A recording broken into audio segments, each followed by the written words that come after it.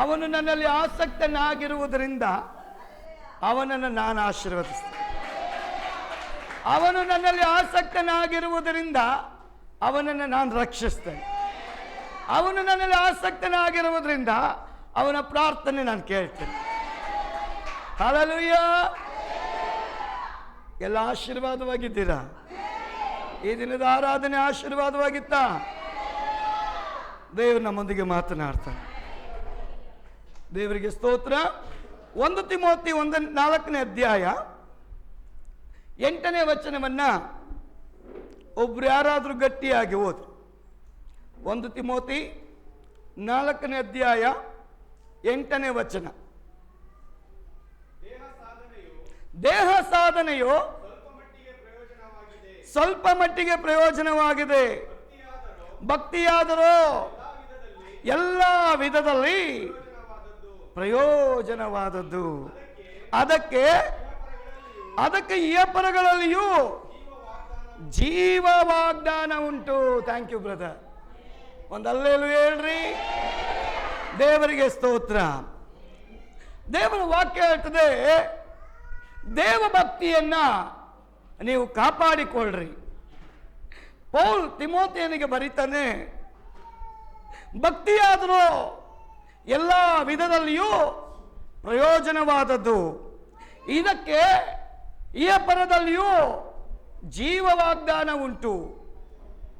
ಭಕ್ತಿ, ದೇವರ ಭಕ್ತಿ ಇವತ್ತಿನ ಪ್ರಪಂಚದಲ್ಲಿ ಕಡಿಮೆ ಆಗಿ ಹೋಗ್ತಾ ಇದೆ ಅಂತ ನಾವು ನೋಡ್ತಾ ಇದ್ದೇವೆ. ಆದರೆ ದೇವರ ವಾಕ್ಯಕ್ಕೆ ಆಧಾರವಾಗಿ ನೋಡುವಾಗ ಅನ್ಯ ಜನಗಳಲ್ಲಿರುವಂಥ ಭಕ್ತಿನೇ ಬೇರೆ, ದೇವ ಮಕ್ಕಳಲ್ಲಿರುವಂಥ ಭಕ್ತಿನೇ ಬೇರೆ. ಪೌಲ್ ಬರೀತಾನೆ ತಿಮೋತಿಯನಿಗೆ, ದೇವ ಭಕ್ತಿಗೆ ಇಹದಲ್ಲೂ ಪರದಲ್ಲೂ ವಾಗ್ದಾನ ಉಂಟು. ದೇವರ ವಾಗ್ದಾನ ಇದೆ, ದೇವರ ಜೀವ ಅದರಲ್ಲಿ ಅಡಕವಾಗಿದೆ. ಭಕ್ತಿ ಪರಲೋಕದಲ್ಲೂ ಭೂಲೋಕದಲ್ಲೂ ದೇವರ ಕಾರ್ಯವನ್ನ ವಿಶ್ವಾಸಿಯ ಜೀವಿತದಲ್ಲಿ ಅದು ಉಂಟು ಮಾಡುತ್ತೆ ಅಂತ ವಾಕ್ಯ ಹೇಳ್ತದೆ. ಯಾಕಂದ್ರೆ ಈ ಕಾಲದಲ್ಲಿ ದೇವ ಭಕ್ತಿ ವೇಗವಾಗಿ ಅಧಿಕ ಆಗ್ತಾ ಇಲ್ಲ ರೀ, ವೇಗವಾಗಿ ಕಡಿಮೆ ಆಗ್ತಾ ಇದೆ. ಕಾರಣ ಶತ್ರು ಅವನು ನಿದ್ರೆ ಮಾಡದೆ ದೇವರ ರಾಜ್ಯವನ್ನು ಹಾಳು ಮಾಡ್ತಾ ಇದ್ದಾನೆ. ನಿದ್ರೆ ಮಾಡದೆ ದೇವರ ಭಕ್ತರನ್ನ ಹಾಳು ಮಾಡ್ತಾ ಇದ್ದಾನೆ. ನಿದ್ರೆ ಮಾಡದೆ ಜನರ ಒಳಗಿರುವಂತ ದೇವ ಭಕ್ತಿಯನ್ನ ಅವನು ಕಡಿಮೆ ಮಾಡ್ತಾ ಇದ್ದಾನೆ. ನಮ್ಮನ್ನ ಪರೀಕ್ಷೆ ಮಾಡಿ ನೋಡಿಕೊಳ್ಳ್ರಿ. ನಮ್ಮ ಮನೆಗಳಲ್ಲಿ, ನಮ್ಮಲ್ಲಿ, ಸಭೆಗಳಲ್ಲಿ ದೇವ ಭಕ್ತಿ ಜಾಸ್ತಿ ಆಗ್ತಾ ಇದೆಯಾ, ಕಡಿಮೆ ಆಗ್ತಾ ಇದೆಯಾ? ನಾವು ಪರೀಕ್ಷೆ ಮಾಡಬೇಕು. ಯಾಕಂದ್ರೆ ಸತ್ಯವೇದಕ್ಕೆ ಅನುಗುಣವಾಗಿ ನೋಡುವಾಗ ದೇವ ಭಕ್ತಿ ಯಾರಲ್ಲಿತ್ತೋ ಆ ಭಕ್ತನ ಪ್ರಾರ್ಥನೆ ಜಯವಾಗಿ ಮಾರ್ಪಡ್ತಾ ಇತ್ತು. ದೇವಭಕ್ತಿ ಯಾರಲ್ಲಿತ್ತೋ ಆ ಭಕ್ತನ ಪ್ರಾರ್ಥನೆಗೆ ಉತ್ತರ ಬರ್ತಾ ಇತ್ತು. ಆ ಪ್ರಾರ್ಥನೆ ಜಯವನ್ನು ತರುವಂತ ಪ್ರಾರ್ಥನೆ, ಬಿಡುಗಡೆ ಮಾಡುವಂತ ಪ್ರಾರ್ಥನೆ, ಅದ್ಭುತ ಮಾಡುವ ಪ್ರಾರ್ಥನೆ, ಅತಿಶಯಗಳನ್ನು ತೋರಿಸುವಂತ ಪ್ರಾರ್ಥನೆ ಆಗಿತ್ತು. ಆದ್ರೆ ಈ ದಿನಗಳಲ್ಲಿ ದೇವರ ಭಕ್ತಿ ಜನಗಳಲ್ಲಿ ಕಡಿಮೆ ಆಗ್ತಾ ಇದೆಯಲ್ಲ, ಇದಕ್ಕೆ ಕಾರಣ ಏನ್? ಒಂದೇ ಮಾತಲ್ಲಿ ಹೇಳಬೇಕು ಅಂದ್ರೆ ಅದಕ್ಕೆ ಕಾರಣ ಮೊಬೈಲ್. ಈ ಒಂದು ವೆಪನ್, ಈ ಒಂದು ಆಯುಧ ದೇವ ಭಕ್ತರ ಭಕ್ತಿಯನ್ನ ಕಡಿಮೆ ಮಾಡ್ತಾ ಇದೆ. ಅದನ್ನು ನಾವು ಅರ್ಥ ಮಾಡಿಕೊಳ್ಬೇಕು. ಇವತ್ತು ನಮ್ಮ ಒಳಗೆ ಭಕ್ತಿ ಇನ್ಕ್ರೀಸ್ ಆಗ್ತಾ ಇದೆಯಾ, ಕಡಿಮೆ ಆಗ್ತಾ ಇದೆಯಾ? ನಮ್ಮನ್ನು ಪರೀಕ್ಷೆ ಮಾಡಬೇಕು. ಯಾಕಂದ್ರೆ ದೇವರ ವಾಕ್ಯ ಹೇಳ್ತದೆ, ದೇವರ ಭಕ್ತಿಗೆ ಇಹದಲ್ಲೂ ಪರದಲ್ಲೂ ಜೀವ ವಾಗ್ದಾನ ಉಂಟು. ಆ ಭಕ್ತಿ ಜನರ ಮಧ್ಯದಲ್ಲಿ ಕರ್ತನಾದ ಯೇಸುವಿನ ಪರಿಚಯ ಪಡಿಸುವಂತ ಭಕ್ತಿಯಾಗಿರ್ತದೆ. ಪ್ರಿಯ ಸಹೋದರಿಯೇ, ದೇವರು ಒಬ್ಬೊಬ್ಬನನ್ನ ಆಯುಧಗಳನ್ನಾಗಿ ಉಪಯೋಗ ಮಾಡಕ್ಕೆ ಬಯಸುವಾಗ ಪೌಲ್ ತಿಮೋತಿಯನಿಗೆ ಹೇಳ್ತಾನೆ, ದೇವರ ಭಕ್ತಿ ಎಲ್ಲ ವಿಧದಲ್ಲೂ ಪ್ರಯೋಜನವಾದದ್ದು, ಎಲ್ಲ ವಿಧದಲ್ಲೂ ಪ್ರಯೋಜನವಾದದ್ದು. ಇದಕ್ಕೆ ಇಹದಲ್ಲೂ ಪರದಲ್ಲೂ ಜೀವ ವಾಗ್ದಾನ. ಇವತ್ತು ಅನೇಕರು ಕೇಳ್ತಾರೆ, ಭಕ್ತಿ ಇಡೋದ್ರಿಂದ ನಮಗೆ ಲಾಭ ಏನು ಸರ್? ಭಕ್ತಿ ಇಡೋದ್ರಿಂದ ನಮಗೆ ಲಾಭ ಏನು? ನಾನು ದೇವರ ಮೇಲೆ ಭಕ್ತಿ ಇಟ್ಟಿದ್ದೆ, ನನ್ನ ಮಗು ಸತ್ತೋಯ್ತಲ್ಲ, ನನ್ನ ಮಗಳಿಗೆ ಗರ್ಭ ಇನ್ನೂ ಆಗಿಲ್ವಲ್ಲ, ನನ್ನ ಮಗ ಸರಿಯಾದ ದಾರಿಯಲ್ಲಿ ಬರಲಿಲ್ವಲ್ಲ, ನಮ್ಮ ಆಸೆಗಳನ್ನು ದೇವರು ನೆರವೇರಿಸಲಿಲ್ವಲ್ಲ, ಕೇಳಿದ ಕಾರ್ಯಗಳು ನಮ್ಮ ಜೀವಿತದಲ್ಲಿ ನಡೆಯದೆ ಹೋದ ನಿಮಿತ್ತವಾಗಿ ನಾವು ಯಾರ ಮೇಲೆ ಭಕ್ತಿ ಇಟ್ಟು ನಮಗೇನು ಪ್ರಯೋಜನ? ಅನೇಕರ ಒಂದು ಪ್ರಶ್ನೆ. ದೇವರ ವಾಕ್ಯದಲ್ಲಿ ಪೌಲ ಹೇಳ್ತಾನೆ, ತಿಮೋತಿ, ದೇವರ ಮೇಲಿಟ್ಟಂತ ಭಕ್ತಿ ನಿನಗೆ ಪ್ರಯೋಜನವಾಗಿದೆ. ಇಹದಲ್ಲೂ ಪರದಲ್ಲೂ ಅದಕ್ಕೆ ದೇವರ ಜೀವ ವಾಗ್ದಾನ ಇದೆ. ಆ ಭಕ್ತಿ ಇಟ್ಟ ಪ್ರತಿಫಲ ಇವತ್ತು ನಿನಗೆ ಗೊತ್ತಾಗೋದಿಲ್ಲ.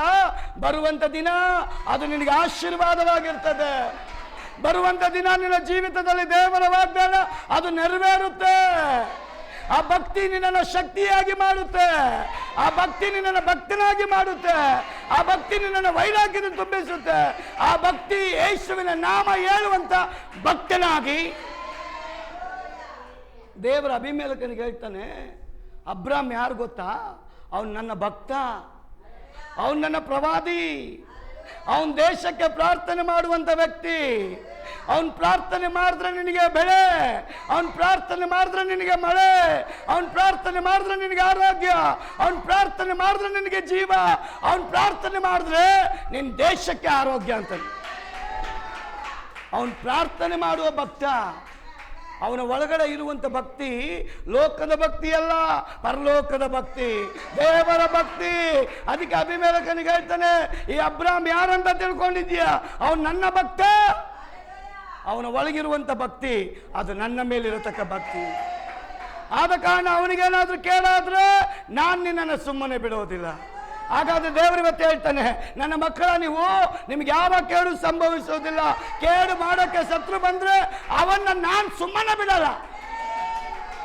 ಯಾಕೆಂದ್ರೆ ನೀವಿಟ್ಟಂತ ಭಕ್ತಿ ಅದು ನನ್ನ ಮೇಲೆ. ಲೋಕದ ಮೇಲೆ ನೀವು ಭಕ್ತಿ ಇಟ್ಟಿಲ್ಲ, ಲೋಕದ ಮೇಲೆ ಭಕ್ತಿ ಇಟ್ಟಿಲ್ಲ, ನೀವು ಇಟ್ಟಿರುವ ಭಕ್ತಿ ನನ್ನ ಮೇಲೆ, ರಕ್ಷಕನಾದ ಯೇಸುವಿನ ಮೇಲೆ ಭಕ್ತಿ ಇಟ್ಟಿದ್ರಲ್ಲ, ಆ ಭಕ್ತಿ ನಿರರ್ಥಕವಾಗದು. ಪ್ರಿಯ ಸಹೋದರಿ, ಇವತ್ತು ಭಕ್ತಿ ನಮ್ಮಲ್ಲಿ ದಿನ ದಿನ ಬೆಳೀತಾ ಇದೆಯಾ? ನಮ್ಮನ್ನು ಪರೀಕ್ಷೆ ಮಾಡಿ ನೋಡ್ಕೊಳ್ಬೇಕು. ದೇವರಿಗೆ ಕೊಡೋ ಟೈಮ್ನ ನಾವು ಲೋಕಕ್ಕೆ ಕೊಟ್ಬಿಟ್ಟಿದ್ದೇವೆ, ಮೊಬೈಲ್ಗಳಿಗೆ ಕೊಟ್ಬಿಟ್ಟಿದ್ದೇವೆ, ಟಿ ವಿಗೆ ಕೊಟ್ಬಿಟ್ಟಿದ್ದೇವೆ, ಕಂಪ್ಯೂಟರ್ಗೆ ಕೊಟ್ಬಿಟ್ಟಿದ್ದೇವೆ, ಲ್ಯಾಪ್ಟಾಪ್ಗಳಿಗೆ ಕೊಟ್ಬಿಟ್ಟಿದ್ದೇವೆ, ಸ್ನೇಹಿತರಿಗೆ ಕೊಟ್ಬಿಟ್ಟಿದ್ದೇವೆ, ಸಮಯವನ್ನು ವ್ಯರ್ಥ ಮಾಡಿ ಹೋಗ್ತಾ ಇದ್ದೇವೆ. ನಮ್ಮಲ್ಲಿ ಭಕ್ತಿ ವೃದ್ಧಿ ಆಗ್ತಾ ಇದೆಯಾ? ಲೋಕದ ಎಲ್ಲ ಕಾರ್ಯಕ್ಕೂ ನಾವು ಭಕ್ತಿ ತೋರಿಸ್ತಾ ಇದ್ದೇವೆ. ನಿಜವಾದ ದೇವರ ಮೇಲೆ ನಿಮಗೆ ಭಕ್ತಿ ಇದ್ರೆ ದೇವರು ನಿಮ್ಮನ್ನು ಶಕ್ತಿಯಾಗಿ ಉಪಯೋಗ ಮಾಡಿ. ಹಲ್ಲೆಲೂಯಾ. ಅದಕ್ಕೆ ದೇವರ ವಾಕ್ಯ ಹೇಳ್ತಿದ್ದ ರೋಮಾಪುರದವರಿಗೆ ಬರೆದ ಪತ್ರಿಕೆ 8:28 ನೋಡುವಾಗ ದೇವರನ್ನ ಓದಿ. ಇದಲ್ಲದೆ ದೇವರ ಸಂಕಲ್ಪದ ಮೇರೆಗೆ ಕರೆಯಲ್ಪಟ್ಟು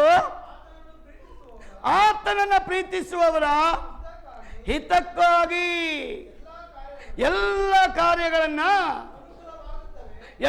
ಕಾರ್ಯಗಳು ಅನುಕೂಲವಾಗುವಂತೆ ಎಂದು.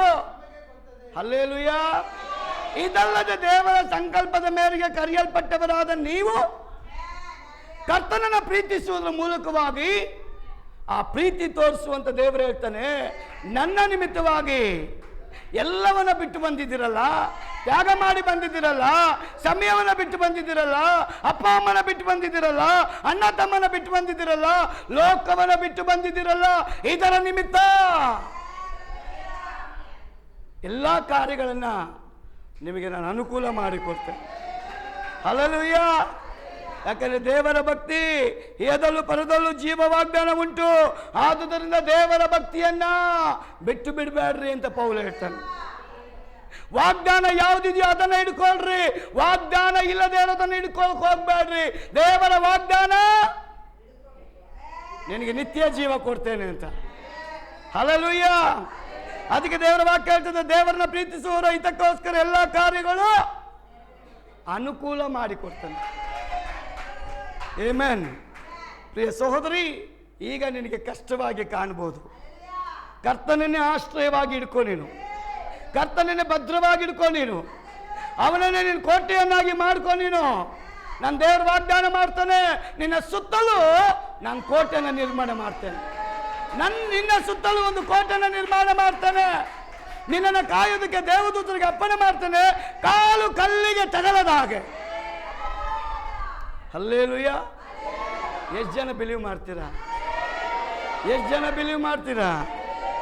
ನನ್ನ ಕಾಲು ಕಲ್ಲಿಗೆ ತಗಲದ ಹಾಗೆ ನೋಡಿಕೊಳ್ಳೋ ದೇವರಿಗೆ ನಿಮ್ಮ ಮನೆಗಳಲ್ಲಿ ಕೃತಜ್ಞತೆ ಸಲ್ಲಿಸುವಾಗ, ಕುಟುಂಬದ ಪ್ರಾರ್ಥನೆ ಮಾಡುವಾಗ, ದೇವರ ಆರಾಧನೆ ಮಾಡುವಾಗ, ದೇವರ ವಾಕ್ಯ ಓದುವಾಗ, ಒಮ್ಮನಸ್ಸು ಪ್ರಾರ್ಥನೆ ಮಾಡುವಾಗ, ಭಕ್ತಿ ಇನ್ಕ್ರೀಸ್ ಮಾಡಿಕೊಳ್ಳುವಾಗ ನಿಮ್ಮ ಒಳಗಡೆ ದೇವರು ಶಕ್ತಿಯಾಗಿ ಬರ್ತಾನೆ. ಈ ಗ್ರಾಮ ಒಂದೊಂದು ಮನೆಯಲ್ಲಿ ದೇವ್ರ ಸ್ತೋತ್ರ ಬರಬೇಕು, ಒಂದೊಂದು ಮನೇಲಿ ಪ್ರಾರ್ಥನೆಗಳು ಬರಬೇಕು. ನಮ್ಮ ಮೇಘರಾಜ್ ಬ್ರದರ್ ಆಗ್ತಾರೆ, ಅವ್ರ ಮನೆ ಪೂರ್ತಿ ಅವ್ರ ಮಕ್ಕಳು ಚಿಕ್ಕವರೇ ಕೀಬೋರ್ಡ್ ಹೊಡಿತಾರೆ, ಹಾಡು ಹೇಳ್ತಾರೆ. ಒಂದು ಮನೆ ಮಾತ್ರ ಬರಬಾರ್ದು, ಇಡೀ ಗ್ರಾಮದ ಮನೆ ಬರಬೇಕು. ದೇವರೆಲ್ಲ ಮನೆಗಳು ದೇವರನ್ನ ಆರಾಧನೆ ಮಾಡಬೇಕು. ನಾನು ಪ್ರಾರ್ಥನೆ ಮಾಡ್ತೀನಿ, ಪಕ್ಕದವ್ರು ಕೇಳ್ತಾರೆ, ಅವ್ರು ಹೇಳ್ತಾರೆ, ಸರ್ ನಾವು ಕಿವಿನ ಗೋಡೆ ಹತ್ರ ಇಟ್ಕೊಂಡು ಕೇಳಿಸ್ಕೊಳ್ತೇವೆ, ಯಾಕಂದ್ರೆ ನಂದು ವಾಯ್ಸ್ ಜೋರಿದೆ. ಬೆಳಗ್ಗೆ ಮಾಡಿದ್ರು ನಾನು ಜೋರಾಗೆ ಮಾಡ್ತೀನಿ, ರಾತ್ರಿ ಮಾಡಿದ್ರು ಜೋರಾಗೆ ಮಾಡ್ತೀನಿ. ದೇವ್ರ ಮುಂದೆ ನನ್ನ ಬಿಟ್ಟರೆ ನಾನು ನಿಧಾನಕ್ಕೆ ಮಾಡೋಕ್ಕೆ ಹೋಗೋದೇ ಇಲ್ಲ, ಜೋರಾಗೆ ಮಾಡೋದ್ರಿ. ಯಾಕಂದರೆ ನನ್ನ ದೇವರಿಗೆ ಕಿವಿ ಇಲ್ಲ ಅಲ್ಲ ಅಂತಲ್ಲ, ನಾನು ಮಾಡುವ ಪ್ರಾರ್ಥನೆಗೆ ಅಕ್ಕಪಕ್ಕದ ದುರಾತ್ಮಗಳು ಓಡೋಗಬೇಕು, ರೋಗ ಓಡೋಗಬೇಕು, ಶಾಪ ಮುರಿಯಲ್ಪಡಬೇಕು, ಆ ಜನಗಳಿಗೆ ದೇವರ ಭಯ ಬರಬೇಕು. ಅವ್ರು ಹೇಳ್ತಾರೆ, ನಮ್ಮ ಕಿವಿನ ಗೋಡೆಗೆ ಕೊಡ್ತೀವಿ. ಎಷ್ಟೋ ತಾಯಿಂದಿರ ಪ್ರಾರ್ಥನೆ ಕೇಳಿಸ್ಕೊಂಡಿದ್ದಾರೆ. ಕೆಲವರು ಒಬ್ರು ಹೇಳಿದ್ರು, ನೀವು ಪ್ರಾರ್ಥನೆ ಮಾಡುವಾಗ ನಾನು ವಾಕ್ ಮಾಡ್ತೀನಿ ಸರ್, ಯಾಕೆ ನಿಮ್ಮ ಮನೆ ಒಳಗೆ ಬರೋಕ್ಕಾಗಲ್ಲ ನಾನು, ಅದಕ್ಕೆ ಆ ಟೈಮ್ನಲ್ಲಿ ನಾನು ವಾಕ್ ಮಾಡ್ತೇನೆ. ಹಾಗಾದರೆ ಈ ಸಾಕ್ಷಿ ದೇವರ ವಾಕ್ಯ ಹೇಳ್ತದೆ, ಭಕ್ತಿ ಇನ್ಕ್ರೀಸ್ ಆಗುವಾಗ ಆ ಜಾಗನ ದೇವರು ಶಕ್ತಿಯಾಗಿ ಮಾಡ್ತಾನೆ. ಅಪೊಸ್ತಲರು ಪ್ರಾರ್ಥನೆ ಮಾಡಿದ್ರಲ್ಲ, ಭೂಮಿ ನಡುತ್ತಂತ ಹಂಗೆ. ಕಾರಣ ಏನ್ರಿ? ಅವ್ರು ಒಂದು ಮನಸ್ಸಿನ ಪ್ರಾರ್ಥನೆ ಮಾಡಿದ್ರು, ಅವರಲ್ಲಿದ್ದಂಥ ಭಕ್ತಿ ಇನ್ಕ್ರೀಸ್ ಆಗ್ತಾ ಇತ್ತು. ಅವ್ರನ್ನ ಶತ್ರು ಬಂದು ಸ್ಪ್ಲಿಟ್ ಮಾಡ್ತಾನೆ, ಹೊಡಿತಾನೆ, ಬೇರೆ ಬೇರೆ ಮಾಡ್ತಾನೆ. ಅದು ದೇವ್ರ ವಾಕ್ಯ ಹೇಳ್ತದೆ, ಅವರೊಬ್ಬೊಬ್ಬರು ಎಲ್ಲೆಲ್ಲಿ ಹೋದ್ರು ಆ ಭಕ್ತಿ ಅವ್ರನ್ನ ಕಡಿಮೆ ಮಾಡಲಿಲ್ಲ, ಆ ಭಕ್ತಿ ಅವ್ರನ್ನ ಸ್ಟ್ರಾಂಗ್ ಮಾಡ್ತು, ಆ ಭಕ್ತಿ ವೃದ್ಧಿ ಮಾಡ್ತು, ಆ ಭಕ್ತಿ ಜನಗಳ ಮಧ್ಯದಲ್ಲಿ ದೇವರ ಶಕ್ತಿಯನ್ನು ವ್ಯಕ್ತಪಡಿಸ್ತದೆ. ಆದರೆ ದೇವರ ವಾಕ್ಯಕ್ಕೆ ಆಧಾರವಾಗಿ ಇವತ್ತು ನೋಡುವಾಗ ಪ್ರಪಂಚದಲ್ಲಿ, ಭೂಲೋಕದಲ್ಲಿ ದೇವರ ಭಕ್ತಿ ಎಲ್ಲೋ ಒಂದು ಕಡೆ ಕಡಿಮೆ ಆಗಿದೆಯಾ? ಕಾರಣ ಏನು? ಶತ್ರು ಭಕ್ತರ ಮನೆಗಳನ್ನ ಹೊಡಿತಾ ಇದ್ದಾನೆ. ಮೊನ್ನೆ ಒಂದು ಬ್ರದರ್ ಫೋನ್ ಮಾಡಿದ್ರು, ಅವ್ರು ಹೇಳ್ತಾರೆ, ಸಾರ್ 15 ವರ್ಷಗಳಿಂದ ನನ್ನ ಜೊತೆಯಲ್ಲಿ ನನ್ನ ಕಂಪ್ನಿಯಲ್ಲಿ ಇದ್ದಂಥ ವ್ಯಕ್ತಿ, ದೇವರ ವಾಗ್ದಾನಗಳನ್ನು ಹೊಂದಂಥ ವ್ಯಕ್ತಿ, ಪ್ರವಾದನೆಗಳು ನೆರವೇರಿಸಲ್ಪಟ್ಟಂಥ ವ್ಯಕ್ತಿ, 11-12 ವರ್ಷಗಳ ಕಾಲ ಮಕ್ಕಳೇ ಇರಲಿಲ್ಲ ಅವರಿಗೆ.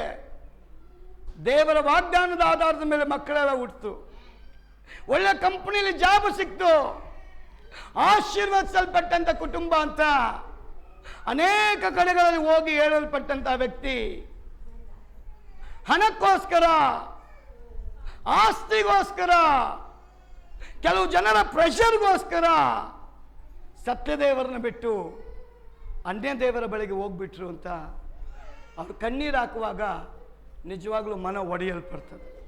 ಕಾರಣ ಏನು? ದೇವರ ವಾಕ್ಯ ಹೇಳ್ತದೆ, ಸಾಯುವಾಗಲೂ ನೀನು ನಂಬಿಗಸ್ತನಾಗಿರು, ನೀನು ಸಾಯುವಾಗಲೂ ನಂಬಿಗಸ್ತನಾಗಿರು, ನನ್ನ ದೇವರು ನಿನ್ನನ್ನು ಕೈ ಬಿಡೋದಿಲ್ಲ. ಸಾಯುವಾಗ ನಂಬಿಗಸ್ತನಾಗಿರಮ್ಮ. ನಿನ್ನನ್ನು ದೇವರ ವ್ಯಕ್ತಿಯಾಗಿ ಕರೆದಿಲ್ಲ, ಒಂದು ಶಕ್ತಿಯಾಗಿ ದೇವರು ಕರೆದಿದ್ದ. ದೇವರ ವ್ಯಕ್ತಿಯಾಗಿ ಕರೆದಿಲ್ಲ, ಒಂದು ಶಕ್ತಿಯಾಗಿ ದೇವರು ಕರೆದಿದ್ದ. ಹಾಗಾದ್ರೆ ಎಷ್ಟೋ ವರ್ಷಗಳ ಹಿಂದೆ ತಮಿಳುನಾಡು ಪ್ರಾಂತ್ಯದಲ್ಲಿ ಒಂದು ಸೇವಕರಿದ್ರು, ಅವರ ಹೆಸರು ಲಹರಿ ಅಂತ. ಆ ವ್ಯಕ್ತಿ ಯೇಸು ಸ್ವಾಮಿಯನ್ನ ಆತ್ಮಪರವಶರಾಗಿ ಪ್ರೀತಿ ಮಾಡಿ ಹಗಲು ರಾತ್ರಿ ಪ್ರಾರ್ಥನೆ ಭಕ್ತಿಯನ್ನು ವೃದ್ಧಿ ಮಾಡಿಕೊಂಡಿದ್ರು. ಕೂಟಗಳಿಗೆ ಹೋಗುವಾಗ ಅನೇಕ ದೆವ್ವಗಳಿಂದ ಜನ ಬಿಡುಗಡೆ ಆಗ್ತಾ ಇದ್ರು, ರೋಗಗಳಿಂದ ಬಿಡುಗಡೆ ಆಗ್ತಾ ಇದ್ರು, ಶಾಪಕಟ್ಟುಗಳಿಂದ ಬಿಡುಗಡೆ ಆಗಿ ಯೇಸು ಸತ್ಯದೇವರಿಂದ ಸ್ವೀಕಾರ ಮಾಡಿಕೊಳ್ತಾ ಇದ್ರು. ಇಂಥ ಒಂದು ಅಭಿಷಕ್ತರು ಒಂದು ಗ್ರಾಮದ ಒಳಗೋದ್ರೆ ಎಷ್ಟೋ ಮನೆಗಳು ಯೇಸುವನ್ನು ಸ್ವೀಕಾರ ಮಾಡ್ಕೊಂಡು, ಇಂಥ ಒಂದು ವ್ಯಕ್ತಿಯನ್ನ ಸ್ವಲ್ಪ ಕಾಲಗಳಾಗುವಾಗ, ಪ್ರಿಯ ಸಹೋದರ ಸಹೋದರಿಯೇ, ನನ್ನ ಒಳಗಡೆ ಇವತ್ತು ಭಕ್ತಿ ಇನ್ಕ್ರೀಸ್ ಆಗ್ತಾ ಇದೆಯಾ, ಕಡಿಮೆ ಆಗ್ತಾ ಇದೆಯಾ, ನಮ್ಮನ್ನ ನಾವು ಪರೀಕ್ಷೆ ಮಾಡಿಕೊಳ್ಬೇಕು. ಅಂತ ಒಂದು ಭಕ್ತನಾಗಿದ್ದಂತ ಅಲಾರಿ ಒಂದು ಸ್ಟೇಜ್ ಮೇಲೆ ಬಂದು ಸಂದೇಶಕ್ಕೆ ಅಂತ ಸಿದ್ಧರಾಗುವಾಗ, ಅವರು ನೋಡೋದಕ್ಕೆ ಬಹಳ ಅಂದವಾಗಿದ್ರಂತೆ. ಕೂದಲನ್ನ ಇಲ್ಲಿವರೆಗೂ ಭುಜದವರೆಗೂ ಬಿಟ್ಟಿದ್ರಂತೆ, ದಾಡಿನ ಉದ್ದ ಬಿಟ್ಟಿದ್ರಂತೆ, ಲೈಕ್ ಜೀಸಸ್ ತರ ಕಾಣ್ತಾ ಇದ್ರಂತ. ಅಂದ್ರೆ ಈಗ ಫೋಟೋಗಳಲ್ಲಿ ಬರುತ್ತಲ್ಲ ಆ ಥರ ಪಿಕ್ಚರ್ ತರ ಅವರು ಗಡ್ಡ ಕೂದಲು ಎಲ್ಲ ಉದ್ದ ಬಿಟ್ಟು ಒಂದು ಜುಬ್ಬಾನ ಹಾಕ್ಕೊಂಡು ಅವರು ಸ್ಟೇಜ್ ಮೇಲೆ ಹೋಗಿ ಸಂದೇಶಕ್ಕೆ ನಿಲ್ಲುವಾಗ, ಆ ಕ್ರೌಡ್, ಆ ಜನ ಅವ್ರನ್ನ ನೋಡಿ ಜೀಸಸ್ ಜೀಸಸ್ ಜೀಸಸ್ ಅಂತ ಕರೆಯಕ್ಕೆ ಸ್ಟಾರ್ಟ್ ಮಾಡಿದ್ರು. ಅವ್ರು ಕೂಗುವಾಗ ದೇವರ ಭಕ್ತಿ ಉಳ್ಳ ಮನುಷ್ಯ, ದೇವರ ಅಭಿಷಕ್ತ ಮಾಂಸಕ್ಕೆ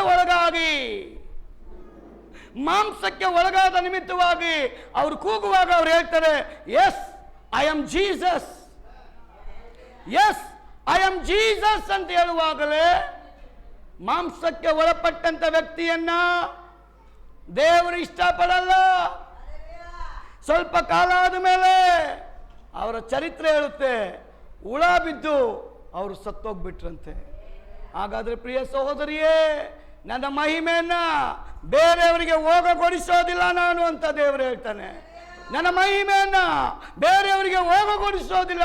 ಅದರ ಅರ್ಥ ಯಾರು ದೇವರಿಗೆ ಅಭಿಧೇಯರಾಗ್ತಾರೋ, ತಪ್ಪಾದ ಜೀವಿತಕ್ಕೆ ಒಳಗಾಗ್ತೇವೋ, ದೇವರ ಆಶೀರ್ವಾದ ನಮ್ಮ ಮೇಲೆ ಇರಲ್ಲ, ನೋವಾಗುತ್ತೆ. ಆದ್ರೆ ಪೌಲ್ ತಿಮೋಥಿಯನಿಗೆ ಹೇಳ್ತಾನೆ, ಭಕ್ತಿಯಾದರೂ ಎಲ್ಲ ವಿಧದಲ್ಲೂ ಪ್ರಯೋಜನವಾದದ್ದು, ಇದಕ್ಕೆ ಇಹಪರಗಳಲ್ಲಿಯೂ ಜೀವ ವಾಗ್ದಾನ ಉಂಟು. ಎಷ್ಟೋ ಜನರ ಪ್ರಶ್ನೆ, ನಾನು ಎಷ್ಟು ವರ್ಷದಿಂದ ಭಕ್ತಿ ಇಟ್ಟಿದ್ದೀನಿ, ನಾನು ಒಂದು ಸಾಧನೆ ಮಾಡೋಕ್ಕಾಗಲಿಲ್ವಲ್ಲ, ನನ್ನ ಮಗನಿಗೆ ಇನ್ನೂ ಮಗು ಹುಟ್ಟಿಲ್ವಲ್ಲ, ಕೆಲಸಗಳು ಸಿಗಲಿಲ್ವಲ್ಲ, ಒಳ್ಳೆ ಜೀವಿತ ಆಗಲಿಲ್ವಲ್ಲ, ಅನೇಕ ಪ್ರಶ್ನೆಗಳಿಟ್ಕೊಂಡು ಅವ್ರ ದೇವರಿಗೆ ಹೇಳ್ತಾರೆ, ನಿನ್ನ ಮೇಲೆ ನಾನು ಭಕ್ತಿ ಇಟ್ಟೆ, ಪ್ರಯೋಜನ ಆಗಿಲ್ವಲ್ಲ ಅಂತ. ಆದರೆ ಪೌಲ್ ಹೇಳ್ತಾನೆ, ದೇವರ ಮೇಲೆ ಭಕ್ತಿ ಇಡು, ಇಹದಲ್ಲೂ ಪರದಲ್ಲೂ ಅದಕ್ಕೆ ಜೀವ ವಾಗ್ದಾನ ಉಂಟು. ಅದಕ್ಕೆ ದೇವರು ಅಬ್ರಾಮ್ನ ಮಾತ್ರ ಅಲ್ಲ, ಅಭಿಮೇಲಕನಿಗೆ ದೇವರು ಹೇಳಿದ್ರು, ಅಬ್ರಾಮ್ ಒಂದು ಪ್ರಾರ್ಥನೆ ಮಾಡೋ ಭಕ್ತ, ಅವನೊಬ್ಬ ಪ್ರವಾದಿ, ದೇವರ ಮನುಷ್ಯ. ಅವನು ನಾನು ನೋಡುವಾಗಲ್ಲ ಅವನು ಶುದ್ಧನಾಗಿ ಕಾಣ್ತಾನೆ, ನೋಡುವಾಗಲ್ಲ ದೇವರ ಭಯಭಕ್ತಿ ಅವನಲ್ಲಿದೆ, ನೋಡುವಾಗಲ್ಲ ನನ್ನ ಆಜ್ಞೆಗಳನ್ನು ಅವನು ಪರಿಪಾಲನೆ ಮಾಡ್ಕೊಂಡು ಬಂದಿದ್ದಾನೆ. ಆದ ಕಾರಣ ಇವನು ಸಾಧಾರಣ ವ್ಯಕ್ತಿ ಅಂತ ನೀನು ತಿಳ್ಕೊಳ್ಬೇಡ. ಇವನು ಪ್ರಾರ್ಥನೆ ಮಾಡಿದ್ರೆ ನಿನಗೆ ಮಳೆ, ಪ್ರಾರ್ಥನೆ ಮಾಡಿದ್ರೆ ನಿನಗೆ ಆರೋಗ್ಯ, ಪ್ರಾರ್ಥನೆ ಮಾಡಿದ್ರೆ ನಿನಗೆ ಆಶೀರ್ವಾದ, ಪ್ರಾರ್ಥನೆ ಮಾಡಿದ್ರೆ ನಿನಗೆಲ್ಲ ಒಳ್ಳೆಯದಾಗುತ್ತೆ. ಅಬ್ರಾಮ್ ಮಾತ್ರ ಅಲ್ಲ, ಸತ್ಯವೇದ ಹೇಳ್ತದೆ, ಯೋಬನ ಜೀವಿತವನ್ನು ನೋಡುವಾಗ ದೇವಭಕ್ತಿ ನಮ್ಮನ್ನು ಸಂರಕ್ಷಣೆ ಮಾಡುತ್ತಂತೆ. ದೇವಭಕ್ತಿ ಇದೆಯಲ್ಲ, ನಿನ್ನನ್ನು ನಿನ್ನ ಕುಟುಂಬವನ್ನು ಸಂರಕ್ಷಣೆ ಮಾಡುತ್ತೆ. ಅದು ನಿನಗೆ ಗೊತ್ತಿಲ್ಲದ ಒಂದು ಕೋಟೆನ ಕಟ್ಟುತ್ತೆ. ಆ ಕೋಟೆನ ಶತ್ರುವಿನ ಕಾರ್ಯಗಳು ಛೇದಿಸಿ ಬರೋಕ್ಕಾಗೋದಿಲ್ಲ. ಆ ಕೋಟೆ ಯಾರು ಕಟ್ಟಿದ್ರಿ? ನಿನಗೋಸ್ಕರ ದೇವರು ಕಟ್ಟುತ್ತಾನೆ. ಅದಕ್ಕೆ ದೇವರ ವಾಕ್ಯ ಹೇಳ್ತದೆ, ಇದಲ್ಲದೆ ದೇವರ ಸಂಕಲ್ಪದ ಮೇರೆಗೆ ಕರೆಯಲ್ಪಟ್ಟವರ ಹಿತಕ್ಕೋಸ್ಕರ ದೇವರು ಎಲ್ಲ ಕಾರ್ಯಗಳನ್ನ ಅನುಕೂಲ ಮಾಡಿಕೊಡ್ತಾನೆ. ಒಂದು ತಾಯಿ ತನ್ನ ಮಗ 7th ಸ್ಟ್ಯಾಂಡರ್ಡಿಂದನೇ ಪ್ರತಿ ವರ್ಷ ಫೇಲ್ ಆಗ್ತಾ ಇದ್ದ. 9th ಸ್ಟ್ಯಾಂಡರ್ಡ್ಗೆ ಬಂದಾಗ ಅವ್ರು ಹೇಳ್ತಾರೆ, ಫಾದರ್, ನನ್ನ ಮಗ 10th ಪಾಸ್ ಆಗ್ತಾನ, ಅವನ ಭವಿಷ್ಯತ್ತಿರೋದೇ ಅದರಲ್ಲಿ. ನಾನು ಯೇಸು ಸ್ವಾಮಿ ಮೇಲೆ ಭಕ್ತಿ ಇಟ್ಟು ಬಂದಿದ್ದೀನಿ, ಇವತ್ತು ನಂಬಿಕೆಯಿಂದ ಪ್ರಾರ್ಥನೆ ಮಾಡ್ತಾ ಇದ್ದಾನೆ, ನನಗೇನು ಬೇಡ, ನನ್ನ ಮಗ ಅವನ ಜೀವನದಲ್ಲಿ ಅವನ ಕಾಲ ಮೇಲೆ ಅವನು ನಿಂತ್ಕೊಂಡ್ಬಿಟ್ರೆ ಸಾಕು, SLC ಪಾಸ್ ಆಗಿಬಿಟ್ರೆ ಸಾಕು, 2nd ಇಯರ್ ಓದ್ಬಿಟ್ರೆ ಸಾಕು, ಅವನ ಲೈಫಲ್ಲಿ ಒಂದು ಕೆಲಸ ಸಿಕ್ಕಿಬಿಡ್ತದೆ, ಅವನು ಹೆಂಗೋ ಬದುಕೊಂಡ್ಬಿಡ್ತಾನೆ ಅಂತ ತಾಯಿಯ ಹೃದಯದ ಪ್ರಾರ್ಥನೆ. ಆ ತಾಯಿ ಆಸೆ ಏನು? ಆಫ್ಟರ್ ಆಲ್ ಸೆಕೆಂಡ್ ಇಯರ್ ಓದ್ಬಿಟ್ರೆ ಅವನಿಗೇನೋ ಒಂದು ಗಂಜಿ ಸಿಗುತ್ತೆ ಅಂತ. ಅದು ನನ್ನ ದೇವರ ಆಸೆ ಏನು ಗೊತ್ತಾ? ಪರಲೋಕ ರಾಜ್ಯಕ್ಕೆ ನೀನು ಸೇರಬೇಕು. ಈ ಭೂಲೋಕದಲ್ಲಿ ದೇವರ ಭಕ್ತಿಯನ್ನು ಇಟ್ಟುಕೊಂಡು ಪರಲೋಕ ರಾಜ್ಯಕ್ಕೆ ಸೇರಬೇಕು ಅಂತ ಸೆಕೆಂಡ್ ಇಯರು ಡಬಲ್ ಡಿಗ್ರಿನ ಮಾಡಿಕೊಂಡು ಒಂದು ಕೆಲಸಕ್ಕೆ ಸೇರಿಕೊಂಡು ಸ್ವಲ್ಪ ದುಡ್ಡು ಮಾಡಿಕೊಂಡು ಜೀವನ ಮಾಡೋಕ್ಕೆ ದೇವರು ನಮ್ಮನ್ನ ಕರೆದಿಲ್ಲ. ದೇವರು ಕರೆದಿರೋದೇ ದೇವರ ಭಕ್ತನಾಗೋದಕ್ಕೋಸ್ಕರ, ದೇವರ ಶಕ್ತಿಯಾಗೋದಕ್ಕೋಸ್ಕರ, ದೇವರ ನಾಮ ಮಹಿಮೆ ಪಡಿಸುವುದಕ್ಕೋಸ್ಕರ, ಸತ್ಯವನ್ನ ಲೋಕಕ್ಕೆ ತಿಳಿಸುವುದಕ್ಕೋಸ್ಕರ. ಸತ್ಯ ನುಡಿರಿ, ಸತ್ಯ ಜನರನ್ನು ಬಿಡುಗಡೆ ಮಾಡ್ತಾರೆ. ಪ್ರಿಯ ಸಹೋದರಿಯೇ, ದೇವ ಭಕ್ತಿ ನಮ್ಮ ಮನೇನ ಸಂರಕ್ಷಣೆ ಮಾಡುತ್ತಂತೆ. ಇನ್ಯಾರು ನಿಮ್ಮನ್ನು ಸಂರಕ್ಷಣೆ ಮಾಡೋಕ್ಕಾಗಲ್ಲ. ದೇವರ ಭಕ್ತಿ ಇರುವ ಕುಟುಂಬವನ್ನು ದೇವರು ಸಂರಕ್ಷಣೆ ಮಾಡ್ತಾನೆ. ದೇವರ ವಾಕ್ಯ ಹೇಳ್ತದೆ, ಯೋಬ್ ದೇವರ ಭಕ್ತಿ ಉಳ್ಳ ಮನುಷ್ಯ, ದೇವರ ಭಕ್ತಿ ಉಳ್ಳ ಮನುಷ್ಯ ಯೋಬ. ದೇವರಿಗೆ ಭಯ ಪಡುವಂತ ಮಗ ಯೋಬ, ದೇವರಿಗೆ ವಿಧೇಯನಾಗಿ ನಡೆಯುವಂತ ಯೋಬ.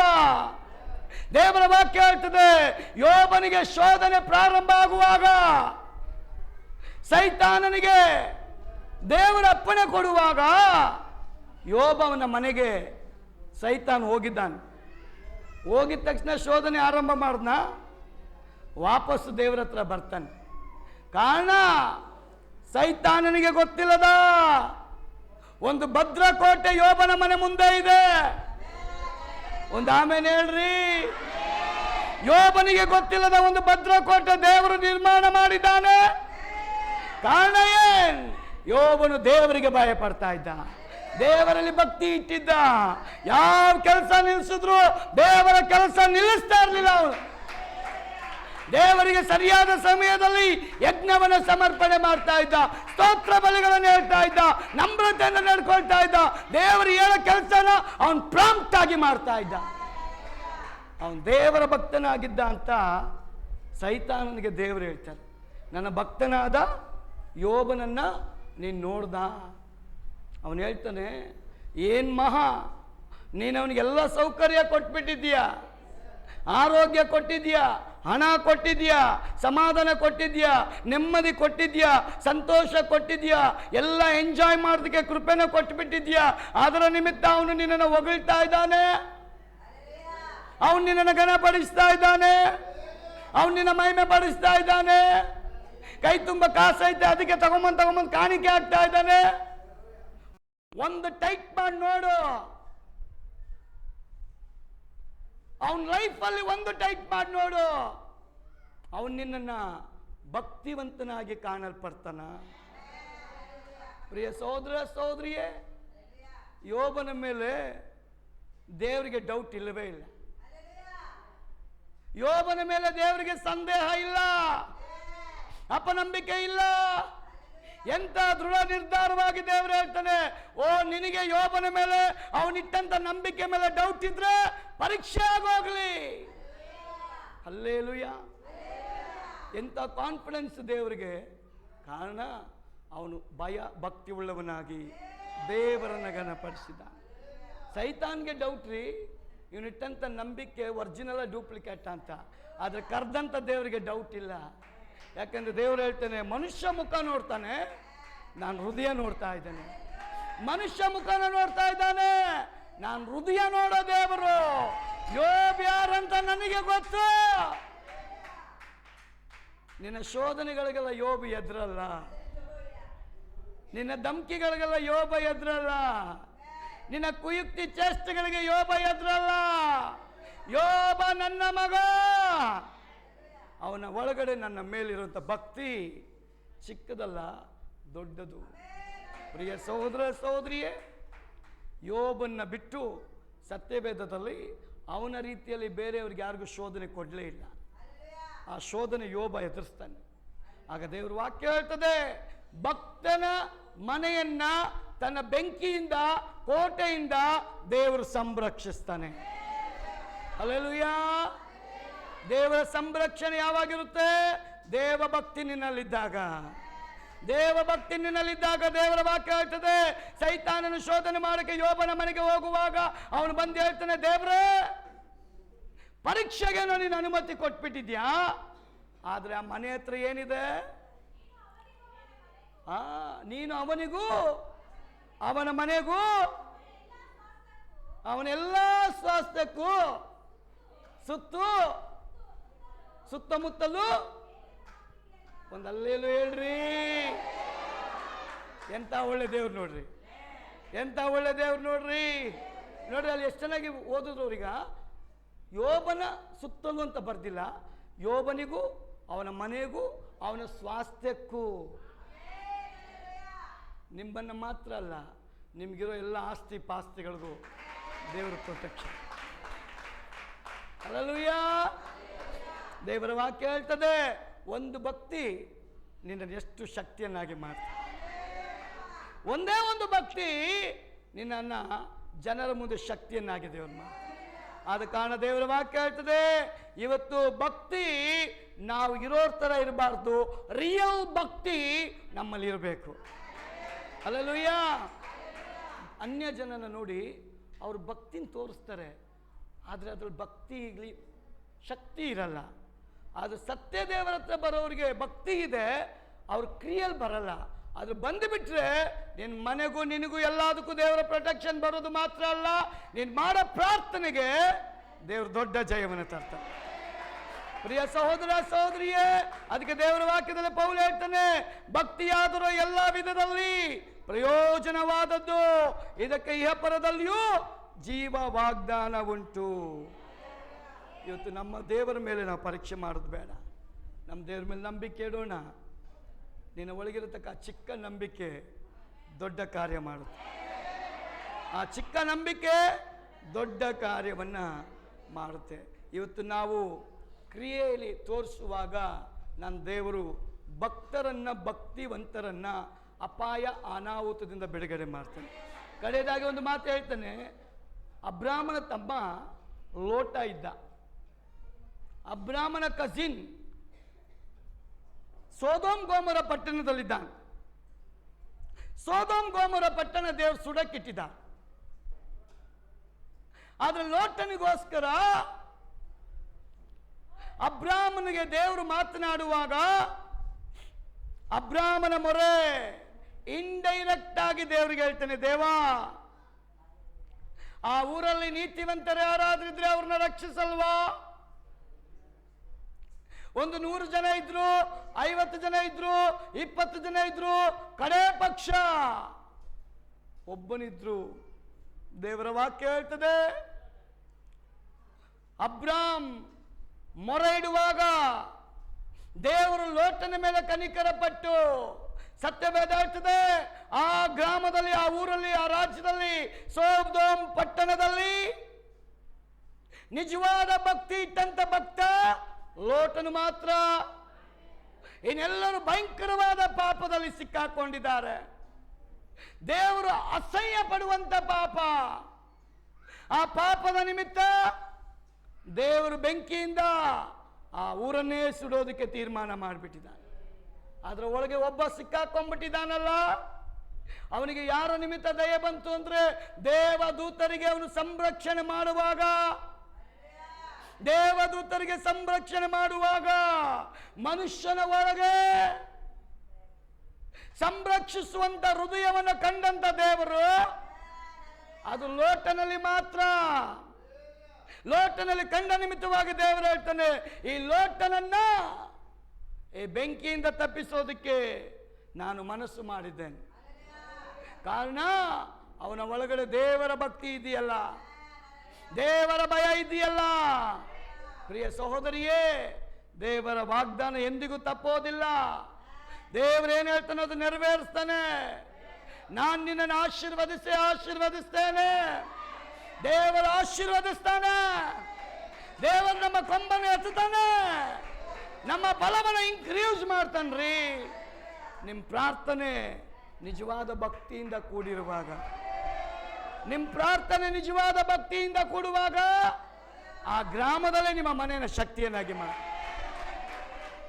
ಹಲ್ಲೆಲೂಯಾ. ಅಷ್ಟೊಂದು ಪಾಪ ತುಂಬಲ್ಪಟ್ಟಂಥ ಜನ ಅವರ ಮಧ್ಯದಲ್ಲಿ ಲೋಟನಿದ್ದಾನೆ. ದೇವರ ದಯೆ ಲೋಟನಿಗೆ ಬಂತು. ಲೋಟನಿಗೆ ಹೇಳಿದ್ರು, ನೀನು ನಿನ್ನ ಕುಟುಂಬದವರು ನನ್ನ ಕಂಡೀಷನ್ನ ಒಪ್ಕೊಂಡು ಓಡೋದಾದರೆ ನಿಮಗೆ ಸಂರಕ್ಷಣೆ ನಾನು ಕೊಡ್ತೀನಿ. ಅವನ ತಲೆ ಬಗ್ಗಿ ಮೊಣಕಾಲಾಕಿ ನಿನ್ನ ಕಂಡೀಷನ್ ಏನೇ ಆಗಿರಲಿ ನಿನ್ನನ್ನು ರಕ್ಷಿಸೋದಕ್ಕೆ ಮನಸ್ಸು ಮಾಡಿದರೆ ನಾನು ಅದಕ್ಕೆ ಸಿದ್ಧ ಅಂತ ಹೇಳ್ತಾನೆ. ದೇವರ ವಾಕ್ಯ ಹೇಳ್ತದೆ, ಭಕ್ತರನ್ನು ದೇವರು ಸಂರಕ್ಷಣೆ ಮಾಡ್ತಾನೆ. ಲೋಟನ ಮನೆಯನ್ನು ಸಂರಕ್ಷಣೆ ಮಾಡೋಕ್ಕೆ ದೇವರು ತೀರ್ಮಾನ ಮಾಡಿಬಿಟ್ಟ.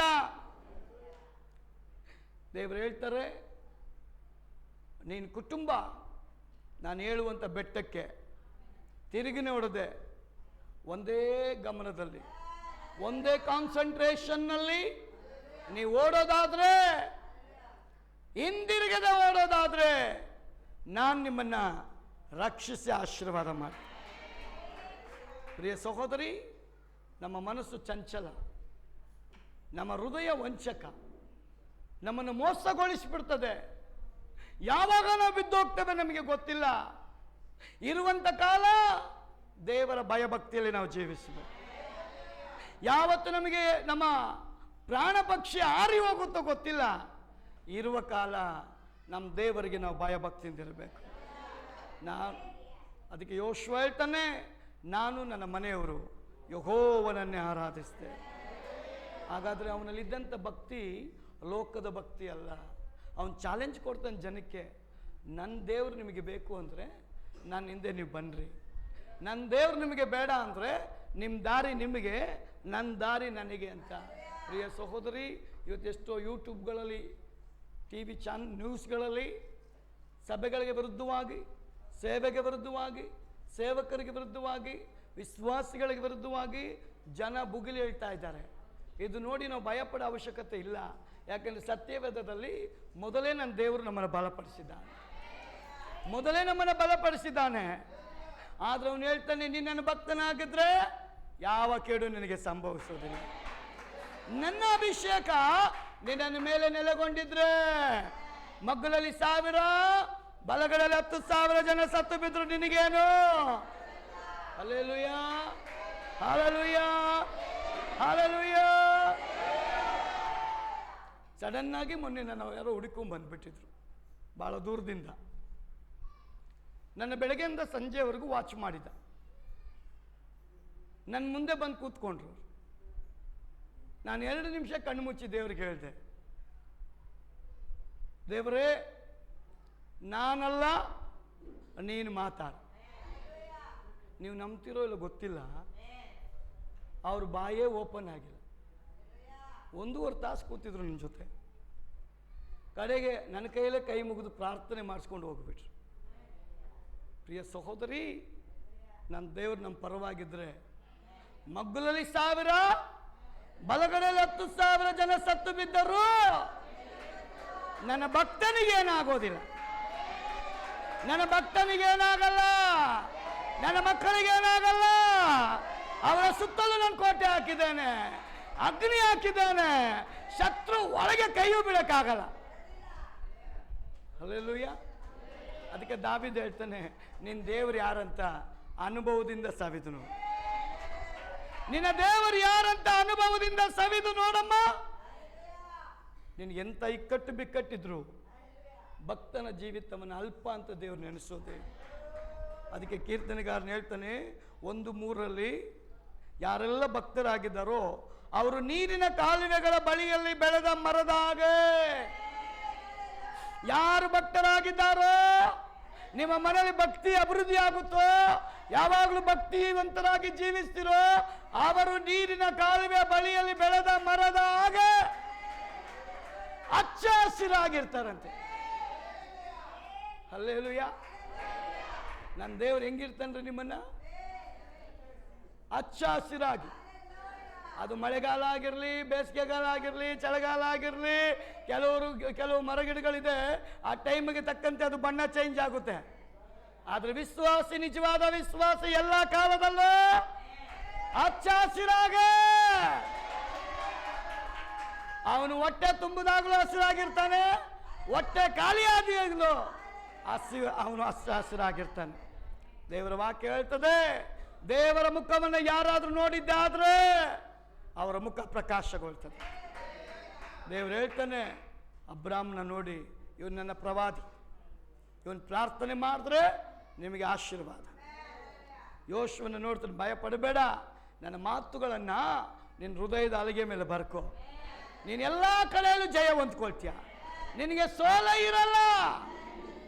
ದಾವೀದ ಅದಕ್ಕೆ ಅವ್ರ ಮಗನಿಗೆ ಹೇಳ್ತಾನೆ, ನಿನ್ನ ತಂದೆ ದೇವರನ್ನ ನೀನು ಬಿಡಲೇಬೇಡಪ್ಪ, ನಿನ್ನ ತಂದೆ ದೇವ್ರನ್ನ ಬಿಡಲೇಬೇಡ, ಎಂಥ ಪರಿಸ್ಥಿತಿ ಬಂದರೂ ಬಿಡಬೇಡ. ಅವನ್ನ ನೀನು ಎಲ್ಲಿವರೆಗೆ ಹಿಡ್ಕೊಂಡಿರ್ತೀಯೋ ಅವನು ನಿನ್ನ ಅಲ್ಲಿವರೆಗೆ ಹಿಡ್ಕೊಂಡಿರ್ತಾನೆ.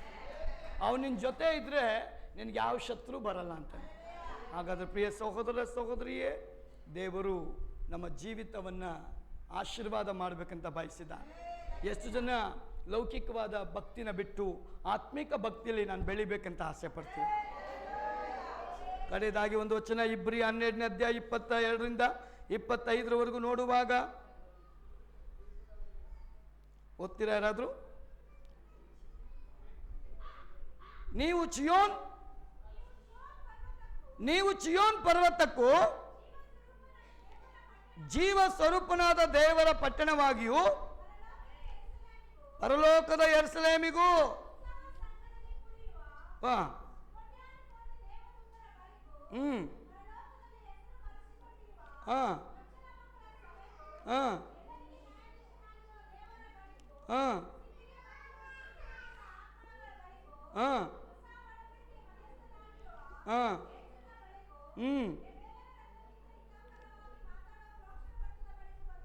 ಒಂದಲ್ಲೇಲೂಯ. ಆ ರಕ್ತ ನಿಮ್ಮ ಮೇಲೆ ಬಂದ ನಿಮಿತ್ತ ನೀವು ಶುದ್ಧರಾಗ್ಬಿಟ್ರಿ. ಆ ಅಭಿಷೇಕದ ಆತ್ಮನು ನಿಮ್ಮಲ್ಲಿ ಬಂದು ನೆಲೆಸಿಬಿಟ್ಟ. ಆ ಆತ್ಮನು ಎಲ್ಲಿವರೆಗೂ ನಿಮ್ಮ ಜೊತೆ ಇರ್ತಾನೋ ನೀವು ದೇವದೂತರಿಗಿಂತ ದೊಡ್ಡವರು. ದೇವರ ವಾಕ್ಯದಲ್ಲಿ ನೋಡ್ತೇವೆ, ಮೋಸಸ್ಗೆ ದೇವರು ಹೇಳ್ತಾನೆ, ಫರೋಹನ ಮುಂದೆ ನಿನ್ನನ್ನು ನಾನು ದೇವರಾಗಿ, ಹಲ್ಲೆಲೂಯ, ದೇವರಾಗಿಟ್ಟಿದ್ದೀನಿ. ನೀನು ಭಕ್ತನಾಗಿರುವಾಗ ಅನ್ಯ ಜನಗಳ ಮಧ್ಯದಲ್ಲಿ ನಿನ್ನನ್ನು ದೇವರಾಗಿರ್ತಾನೆ. ನಿನ್ನ ಮೂಲಕವಾಗಿ ಅತಿಶಯ ದೇವರು ಮಾಡ್ತಾನೆ. ನಿಜ ಹೇಳ್ತೀನಿ ರೀ, ಕಳೆದ ವಾರಗಳಲ್ಲಿ ಒಂದೇ ತಿಂಗಳಲ್ಲಿ 3 ಗಡ್ಡೆಗಳನ್ನ ದೇವರು ವಾಸಿ ಮಾಡಿಬಿಟ್ಟಿದ್ದಾನೆ. ಅದು ಡಾಕ್ಟ್ರು ರೆಕಗ್ನೈಸ್ ಮಾಡಿರೋ ಗಡ್ಡೆಗಳು, ಆಪರೇಷನ್ಗೆ ಬರೆಯಲ್ಪಟ್ಟಂಥ ಗಡ್ಡೆಗಳು. ಆಗ ನನ್ನ ದೇವರಿಂದೆಲ್ಲ ಸಾಧ್ಯ, ನನ್ನ ದೇವರಿಂದೆಲ್ಲ ಸಾಧ್ಯ. ಪ್ರಿಯ ಸಹೋದರ ಸಹೋದರಿಯೇ, ದೇವರಿಂದ ಅಸಾಧ್ಯವಾದ ಕಾರ್ಯ ಯಾವುದೂ ಇಲ್ಲ. ಇವಾಗ ನೀವು ಯಾರ ಮುಂದೆ ಬಂದಿದ್ದೀರಾ? ಏಬೇಲನ ರಕ್ತಕ್ಕಿಂತ ಅತ್ಯಮೂಲ್ಯವಾಗಿರುವಂತಹ ಕ್ರಿಸ್ತನ ರಕ್ತದ ಬಳಿಗೆ ನೀವು ಬಂದು ಬಿಟ್ಟಿದ್ದೀರಾ. ಆ ರಕ್ತ ನಿಮ್ಮನ್ನು ಶುದ್ಧ ಮಾಡಿದೆ, ಆ ರಕ್ತ ನಿಮ್ಮನ್ನು ಪರಿಪೂರ್ಣವಾಗಿ ವಾಸಿ ಮಾಡಿದೆ. ಆ ರಕ್ತದಡಿಯಲ್ಲಿ ಬಂದ ನೀವು ದೇವರ ಭಕ್ತರಾಗಿದ್ದೀರಿ. ಯಾರ ಒಳಗೆ ದೇವರ ಭಕ್ತಿ ಜಾಸ್ತಿ ಆಗುತ್ತೋ ಅವ್ರನ್ನ ದೇವರು ಉನ್ನತಿಗೆ ತರ್ತಾನೆ, ಅವ್ರನ್ನ ಸಂರಕ್ಷಣೆ ಮಾಡ್ತಾನೆ ಮೊದಲನೇದಾಗಿ. ಎರಡನೇದಾಗಿ ಆ ಮನೇನ ಅವರನ್ನ ಉನ್ನತಿಗೆ ತರ್ತಾನೆ. ಹಲ್ಲೆಲೂಯ. ನಿಮ್ಮ ಆಶೀರ್ವಾದವನ್ನ ಯಾರು ತಡಿಲಿಕ್ಕೆ ಸಾಧ್ಯನೇ ಇಲ್ಲ. ಭಕ್ತರ ಆಶೀರ್ವಾದವನ್ನ ಯಾರು ತಡಿಲಿಕ್ಕೆ ಸಾಧ್ಯ ಇಲ್ಲ. ಕೆಲವರು ಹೇಳ್ತಾ ಇದ್ರು, ಈ ಗ್ರಾಮ ಒಂದು ದಿನ ಇರಲ್ಲ, ಇವರು ಮನೆಗಳೆಲ್ಲ ಕಿತ್ಕೊಂಡ್ಬಿಡ್ತಾರೆ, ಇವ್ರನ್ನೆಲ್ಲ ತಿರ್ಗಿ ಆಚೆ ಹಾಕ್ತಾರೆ, ಇವ್ರನ್ನ ಒದ್ದೋಡಿಸ್ತಾರೆ ಅಂತ ಇದ್ರು. ನನಗೆ ಭಯನೇ ಆಗೋಗ್ಬಿಡ್ತು, ಏನು ದೇವ್ರೆ ಅಂತ. ಪ್ರಾರ್ಥನೆ ಮಾಡುವಾಗ ದೇವರು ಹೇಳಿದ್ರು, ಈ ಗ್ರಾಮನ ರಾಜ್ಯನೇ ನೋಡಂಗೆ ನಾನು ಮಾಡಿ. ನಾನು ಯಾರ ಮಾತು ನಂಬಬೇಕು? ಯಾರ ಮಾತು ನಂಬಬೇಕು? ನಾನು ಯಾರ ಪಕ್ಷದವನು? ನನ್ನ ಕಿವಿ ಯಾರಿಗಾಗಿರ್ಬೇಕು? ನನ್ನ ಭಕ್ತಿ ಯಾರಿಗಾಗಿರ್ಬೇಕು? ನನ್ನ ನಂಬಿಕೆ ಯಾರಿಗಾಗಿರ್ಬೇಕು? ನನ್ನ ನಿರೀಕ್ಷೆ ಯಾರ ಮೇಲೆ ಇರಬೇಕು? ನನ್ನ ಪ್ರಾರ್ಥನೆ ಯಾರ ಮೇಲೆ ಇರಬೇಕು? ದೇವರು ಹೇಳ್ತಾನೆ, ನಾನು ನಿನ್ನನ್ನು ಆರಿಸ್ಕೊಂಡಿದ್ದೀನಿ. ಇಲ್ಲಿ ಒಬ್ಬ ಮೊಣಕಾಲು ಹಾಕುವಾಗ ಆ ಪ್ರಾರ್ಥನೆ ನಾನು ಕೇಳ್ತೀನಿ. ಹಲ್ಲೆಲೂಯ. ದೇವರ ಭಕ್ತಿಯು ನಿಮ್ಮನ್ನ ಉನ್ನತ ಸ್ಥಿತಿಗೆ ತರ್ತದೆ. ಈಗ ಜಗ್ಗೂರಿಗೆ ಪೋಸ್ಟ್ ಸಿಕ್ಬಿಟ್ರೆ ಸಿಕ್ಕಿಬಿಡ್ತಾ? ಡೌಟಲ್ಲಿ ಹೇಳ್ಬೇಡ್ರಿ, ಸಿಕ್ಕಿಬಿಡ್ತು ಅಂದ್ರೆ ನೀವು ಸಿಕ್ಕಿಬಿಡ್ತದೆ ಅಂದರೆ ಅವ್ರಿಗೆ ಹಾರ್ಟ್ ಬೀಟ್ ಜಾಸ್ತಿ ಆಗಿಬಿಡ್ತದೆ. ಒಂದು ಆಮೇಲೆ ಹೇಳ್ರಿ, ಜಗ್ಗೂರಿಗೆ ಪೋಸ್ಟ್ ಸಿಕ್ಕಿದ್ರೆ ಏನು ಮಾಡ್ತಾರಂತವರು? ದುಡ್ಡು ಮಾಡ್ಕೊಳ್ಳೋದು ಸೆಕೆಂಡ್, ಈ ಊರನ್ನ ಇಂಪ್ರೂವ್ ಮಾಡ್ತೀನಿ ಅಂತೇಳಿ.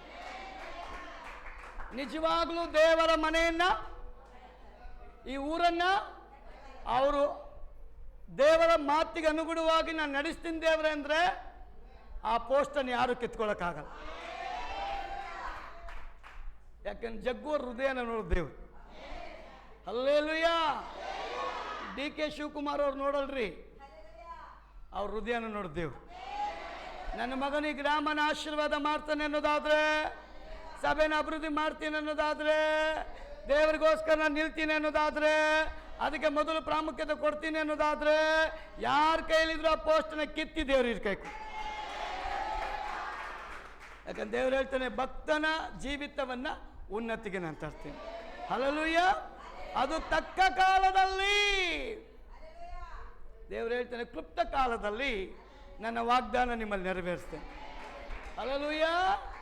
ಕ್ಲುಪ್ತ ಕಾಲ ಅಂದ್ರೆ ರೈಟ್ ಟೈಮ್. ರೈಟ್ ಟೈಮಲ್ಲಿ ನಿನ್ನ ಮಗಳಿಗೆ ಮದುವೆ ಆಗುತ್ತೆ, ನಿನ್ನ ಮಗನಿಗೆ ಮದುವೆ ಆಗುತ್ತೆ, ಆ ಮಕ್ಕಳಿಗೆ ಮಗು ಆಗುತ್ತೆ, ರೈಟ್ ಟೈಮ್ನಲ್ಲಿ ಮನೆ ಕಟ್ತೀರಾ, ರೈಟ್ ಟೈಮ್ನಲ್ಲಿ ಒಳ್ಳೆ ಕಂಪ್ನಿಲಿ ಕೆಲಸ ಸಿಗುತ್ತೆ, ರೈಟ್ ಟೈಮ್ನಲ್ಲಿ ನಿಮ್ಮ ಆಶೀರ್ವಾದಗಳು ಬರ್ತದೆ. ಅದನ್ನು ತಡಿಲಿಕ್ಕೆ ಯಾರಿಂದಲೂ ಸಾಧ್ಯ ಇಲ್ಲ. ಯಾರ ವಿಷಯದಲ್ಲಿ? ಭಕ್ತನ ವಿಷಯದಲ್ಲಿ. ದೇವರು ಹೇಳ್ತೇನೆ, ತಕ್ಕ ಕಾಲದಲ್ಲಿ ನಾನು ನಿಮ್ಮನ್ನು ಉನ್ನತಿಗೆ ತರ್ತೇನೆ. ಹಲ್ಲೆಲೂಯಾ. ಎಷ್ಟು ಜನ ದೇವರಲ್ಲಿ ಉನ್ನತಿಗೆ ಬರಬೇಕಂತ ಆಸೆ? ಆದ ಕಾರಣ ಲೋಕದವರಂತೆ ನಾವೇನು ಮಾಡಬಾರ್ದು? ಭಕ್ತಿ ಇಟ್ಟಿದ್ದಕ್ಕೆ ನನಗೆ ಪ್ರಯೋಜನ ಏನು ಅಂತ ಯಾವ ಕಾರಣಕ್ಕೂ ನಾವು ಹೇಳಬಾರ್ದು. ನಮಗೆ ಊಟ ಇರಲಿ ಇಲ್ಲದೆ ಇರಲಿ, ಕಷ್ಟ ಇರಲಿ ಕಷ್ಟ ಇಲ್ಲದೆ ಹೋಗಲಿ, ನೆಗೆಟಿವ್ ನಮ್ಮ ಬಾಯಲ್ಲಿ ಬರ್ತದೆ. ದೇವರೇ, ಈ ಹಳ್ಳದಲ್ಲಿ ನನ್ನ ಇಟ್ಟಿದ್ದಕ್ಕೆ ಸ್ತೋತ್ರ. ಎಲ್ಲಿಯ ಹೇಳ್ದ ಅವನಿಗೆ ಹಳ್ಳದಿಂದ ವಿಧವೆ ಮನೆಗೆ ದೇವ್ರು ಕಳಿಸ. ಅವನು ಯಾರ್ರೀ? ದೇಶಕ್ಕೆ ಪ್ರವಾದನೆ ಹೇಳೋ ಪ್ರವಾದಿ. ಅವನ್ನ ದೇವ್ರಲ್ಲಿ ಕರ್ಕೊಂಡೋಗಿ ಕುಣಿಸೋರೆ, ಸಿಂಹಾಸನದ ಮೇಲೆ ಕುಣಿಸಿದ್ರ? ಹಳ್ಳದಲ್ಲಿ ಹೋಗಿ ಕೂತ್ಕೊ ಅಂದರು. ಹಳ್ಳದಲ್ಲಿ ನೀರನ್ನ ಕುಡಿತಾನೆ ಅವನು. ಅವ್ನು ಕೇಳಿದ್ನ ದೇವ್ರಿಗೆ, ನಾನು ಎಂಥ ಪ್ರವಾದಿ, ನನಗೆ ಈ ಪೋಸ್ಟ್ ಕೊಟ್ಟಿದ್ದೀಯ ಅಂತ? ಕೇಳಲೇ ಇಲ್ಲ. ಅವನು ಆತ್ಮಿಕವಾಗಿ ದೇವರ ಬಲವನ್ನು ಹೊಂದಿದ್ದ. ಎಂಥ ಕೃಪೆ ನೋಡ್ರಿ. ಅವನಿಗೆ ಮರಣ ಇಲ್ಲ. ಅವನು ಸುಳಿ ಬರುವಾಗಲೇ ರಥಾಶ್ವಗಳು ಬಂದು ಎಲೆಯನ್ನು ಕೊಂಡು ಹೋಗ್ತದಂತೆ. ಹಾಗಾದರೆ ಅವನ ಒಳಗಿದ್ದಂಥ ಭಕ್ತಿ ಸಾಧಾರಣವಾದ ಭಕ್ತಿ ಅಲ್ಲ. ಆಗ ಕಾರಣ ಈ ಲೋಕದಲ್ಲಿ ಸಾಧನೆಗಳು ಮಾಡೋದು ಒಳ್ಳೆಯದೇ, ಆದರೆ ಕರ್ತನಲ್ಲಿ ನೀವು ಸಾಧನೆ ಮಾಡುವಾಗ ಪರಿಶುದ್ಧಾತ್ಮ ನಿಮ್ಮ ಮೂಲಕವಾಗಿ ಕಾರ್ಯ ಮಾಡಿ. ಅದಕ್ಕೆ ದೇವರು ವಾಕ್ಯ ಹೇಳ್ತದೆ, ತಕ್ಕ ಕಾಲದಲ್ಲಿ, ಕ್ಲುಪ್ತ ಕಾಲದಲ್ಲಿ ನಾನು ನಿಮ್ಮನ್ನು ಆಶೀರ್ವದಿಸ್ತೇನೆ. ಆ ಕ್ಲುಪ್ತ ಕಾಲದಲ್ಲಿ ನಾನು ನಿಮ್ಮನ್ನು ಬಿಡುಗಡೆ ಮಾಡ್ತೇನೆ. ದಾನಿಯೇಲನಲ್ಲಿ ಭಕ್ತಿ ಇತ್ರಿ. ಆ ಭಕ್ತಿ ದೇಶದಲ್ಲೇ ದೇವರು ಭಕ್ತಿಯನ್ನು ಕೊಂಡು ತರ್ತದೆ. ದಾನಿಯೇಲ್ ಒಳಗಿದ್ದಂಥ ಭಕ್ತಿ ಅವನಲ್ಲಿ ಮಾತ್ರ ಬೆಳವಣಿಗೆ ಆಗಲಿಲ್ಲ. ಅವನು ಹಗಲು ರಾತ್ರಿ ಪ್ರಾರ್ಥನೆ ಮಾಡಲ್ಪಟ್ಟ ನಿಮಿತ್ತ ಆ ಭಕ್ತಿಯನ್ನ ಇಡೀ ದೇಶದಲ್ಲೇ ಆ ಭಕ್ತಿಯನ್ನು ದೇವರು ಇನ್ಕ್ರೀಸ್ ಮಾಡ್ತಾನೆ. ಹಾಗಾದರೆ ಬೆಂಕಿ, ಪರಿಶುದ್ಧಾತ್ಮನ ಬೆಂಕಿ ನನ್ನಲ್ಲಿದ್ದರೆ ಅದನ್ನು ನಮ್ಮ ಮೂಲಕ ಬೇರೆಯವರಿಗೆ ಅದನ್ನು ನಾವು ಬರುವಂತೆ, ಇನ್ಕ್ರೀಸ್ ಮಾಡುವಂತೆ, ಆ ಅನುಭವದಲ್ಲಿ ಅವ್ರನ್ನ ನಡೆಸುವಂತೆ ಆ ಕೆಲಸನ ನಾವು ಮಾಡಬೇಕು ಅಂತ ದೇವರ ವಾಕ್ಯ ಹೇಳ್ತದೆ. ಯೋಸೇಫನಲ್ಲೂ ಭಕ್ತಿ ಇತ್ರಿ. ಎಂಥ ಭಕ್ತಿ ಅಂದರೆ ಅವನಿಗೆ ಎಷ್ಟೇ ಶೋಧನೆ ಬಂದರೂ ದೇವರ ಭಕ್ತಿ ಕಡಿಮೆ ಆಗಲೇ ಇಲ್ಲ. ಪಾಪ ಅವನ ಬಳಿಗೆ ಬಂದು ಹೋಗುತ್ರಿ. ಪಾಪ ಅವನ ಬಳಿಗೆ ಸತತವಾಗಿ ಬಂದರು. ಆ ಪಾಪದ ಒಳಗೆ ಹೋಗದೆ ದೇವರಲ್ಲಿ ನಿಂತ್ಕೊಂಡಂತೆ. ಇವತ್ತು ಸುಮಾರು ಜನ ಬಿದ್ದೋಗ್ತೇವಾ? ಬಿದ್ದೋಗೋದಕ್ಕೆ ಕಾರಣ ಹುಡುಕೊಳ್ರಿ, ದೇವ್ರಿಗೆ ಒಪ್ಪಿಸ್ಕೊಡ್ರಿ. ನಮ್ಮ ಕೈಯಲ್ಲಿ ಬಿಡಿಸ್ಕೊಳಕ್ಕಾಗಲ್ಲ. ನಾನು ದೇವರಿಗೆ ಕೊಟ್ಟರೆ ದೇವರು ಹೇಳ್ತಾನೆ, ಬೇಟೆಗಾರನ ಬಲೆಯಿಂದ, ಮರಣಕರವಾದ ವ್ಯಾಧಿಯಿಂದ ನಾನು ನಿಮ್ಮನ್ನು ಬಿಡುಗಡೆ ಮಾಡ್ತೇನೆ.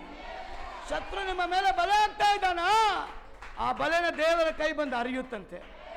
ಶತ್ರು ನಿಮ್ಮ ಮೇಲೆ ಬಲೆ ಆಗ್ತಾನ, ಆ ಕೈ ಬಂದು ನಿಮ್ಮನ್ನು ಅರಿಯುತ್ತೆ. ಅಧಿಕವಾಗಿ ದೇವ್ರ ಸಮ್ಮುಖದಲ್ಲಿ ಸಮಯ ಸ್ಪೆಂಡ್ ಮಾಡಿ. ದೇವ್ರು ಮಾತಾಡ್ತಾನೆ. ದೇವ್ರು ಮಾತಾಡಿದ್ರೆ ನಿಮ್ಮನ್ನು ಅಲ್ಗಾಡ್ಸೋಕ್ಕಾಗಲ್ಲ.